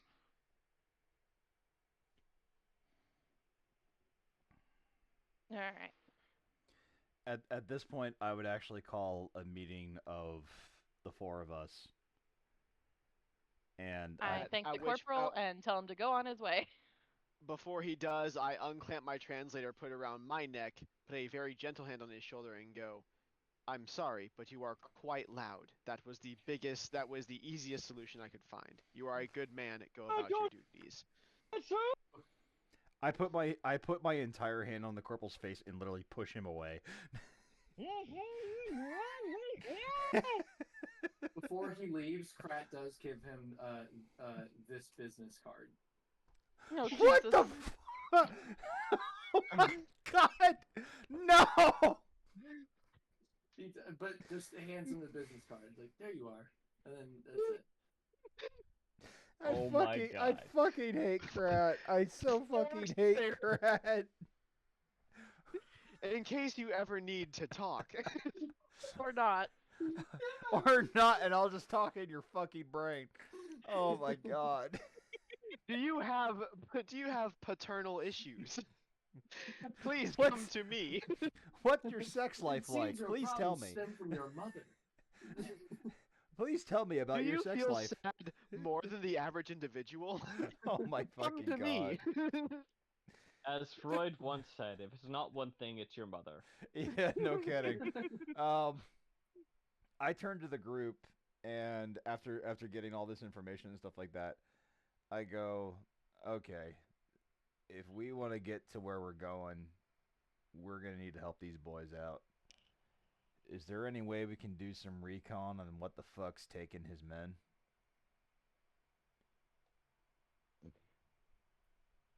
Ned, Yes. you have some kind of connection to your lightsabers, right? Affirmative. Have you sensed anything about them?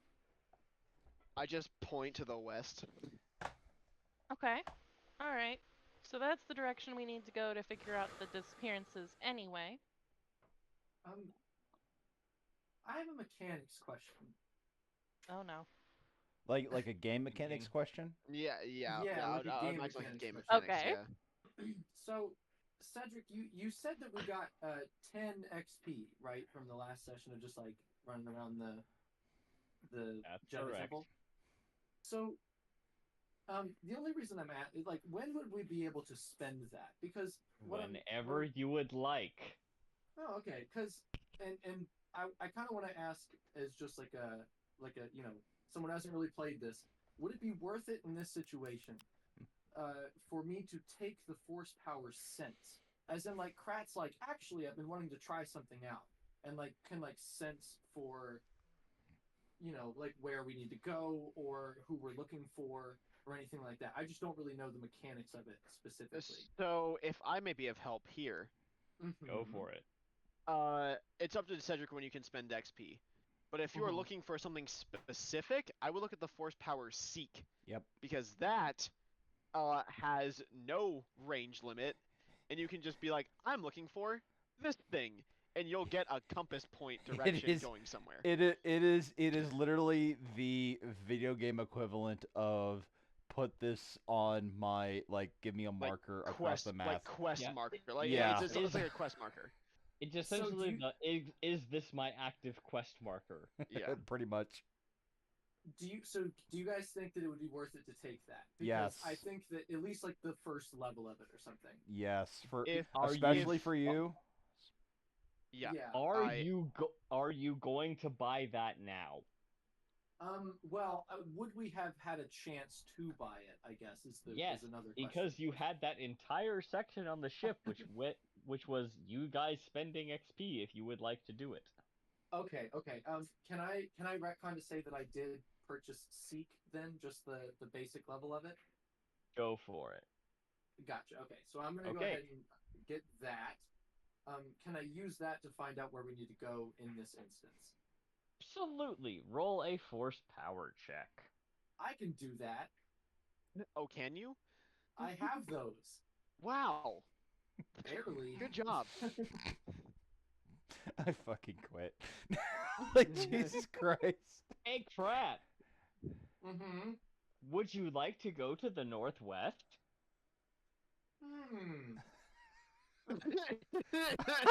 Jesus Christ. I'm going to repeat to everyone. Northwest. What about Northwest? I have feelings that we should go there. The Force is calling me towards Northwest. My arm has not lowered from pointing west, exactly where I feel my lightsaber calling me. I push your hand a little bit to the north, like It just doesn't- a little bit. To the... It doesn't budge. It does not. It's stock still. I think Ned also wants to go northwest.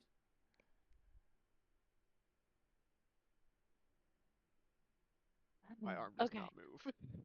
Could we go to the west, Ned, and then slightly north?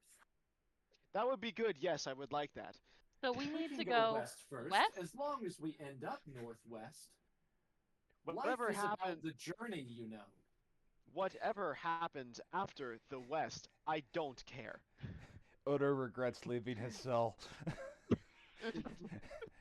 Odo regrets leaving Terror Squad. I don't right. blame you some days, my dude. So we're going to go west. And Find then Ned's west north. lightsaber. Yes. Northwest, toward the north from that point, to find what Krat is looking for, and then to the north to try to wipe out some Sith. Well, and hopefully solve whatever the problem the general has, so we can get to where we need to be going. Yes. Hopefully, all in all, we don't have to go get the Sith because we solved the problem. I certainly Okay. hope so. Sound like a game plan?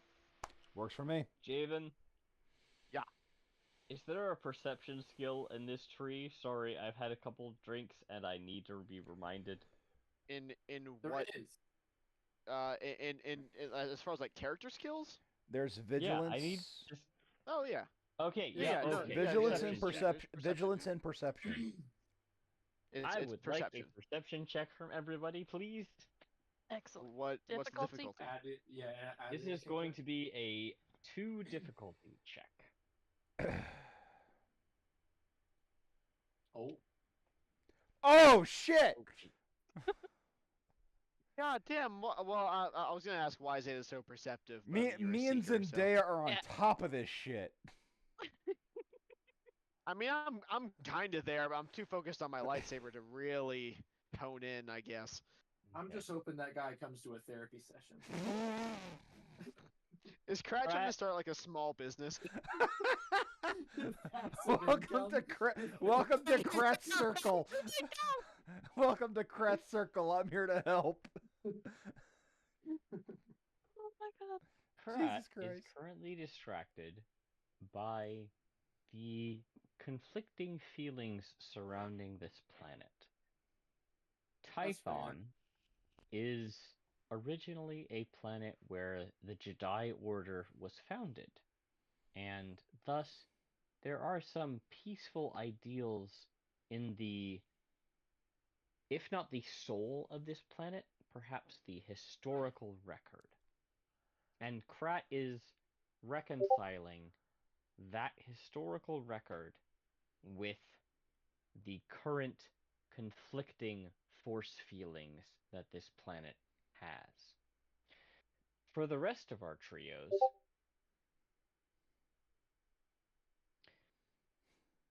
each of us had a success. With that one success, I'm going to say you understand the path you are treading is not easy. You are moving towards the west. You understand that walking that direction is walking straight into a conflict.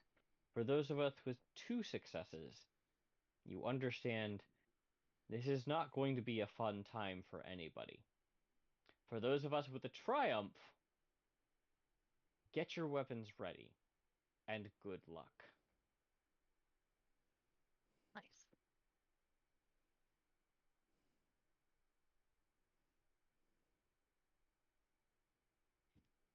Ned, for your threat, Me. Yes. your lightsaber is close.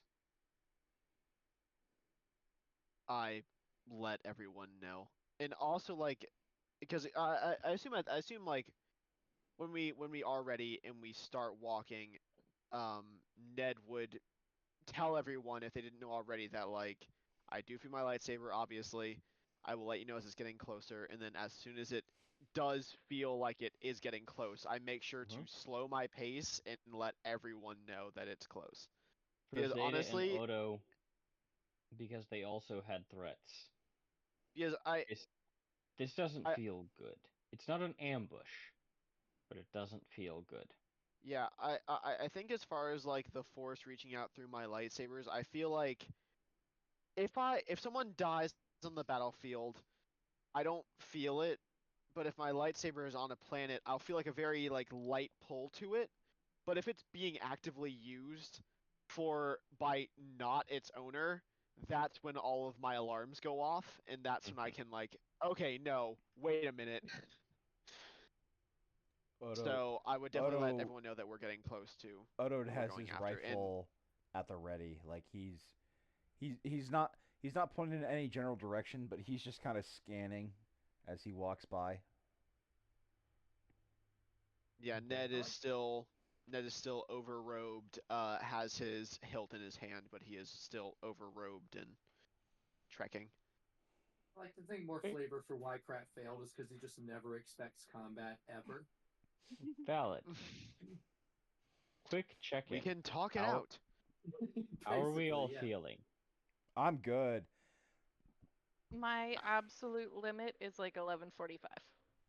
Okay, then I'm work. gonna call the session here because when we continue, the next session is probably going to be combat, and that's going to take a second. Okay. Yes. So I would definitely. I was about to.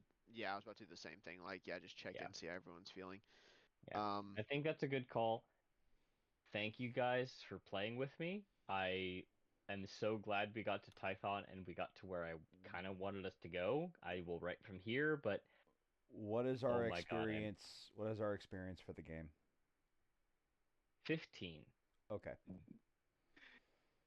Gio, I just love how you bullied me when we first started playing this game about asking you for XP all the time. And my, how the turntables. Okay, You look. little fuck. Next session will be a lot more, but this was a good amount of starter XP. You guys, I'm gonna be honest, I didn't expect you to completely surpass my general, but you did. Great fucking job. Okay, I can't take all the credit here, but I do want to thank Julianne for hanging That in was with me fucking as great. hard as it was. That was I, fucking I, great. com- I completely appreciate how difficult that was to have the poke. Ridiculous. Like, but it was so perfect. Come on. Having to babysit the shark, man. Okay, okay, It was okay, but like, let's be honest here. That was an amazing RP session, regardless Yes. of what was going on. And I Oh, gave don't get me wrong. Julianne every fucking power to correct what I was saying. Don't get me wrong. I'm happy we actually had a session where we could kind of figure out our dynamic, and going forward, now we know how to react to each other. That is true, yeah. That helps exponentially with parties. Like I cannot stress that enough. agreed. And I Being will able be to playing stress test. R9. I will be playing R9 less and less unless you guys need a push towards a specific plot point. Because that's R9's point. Is R9 is there to drive plot points forward. All right, Makes I'm sense. gonna go I ahead and thoroughly love his shenanigans. I'm gonna go ahead and enter the recording here.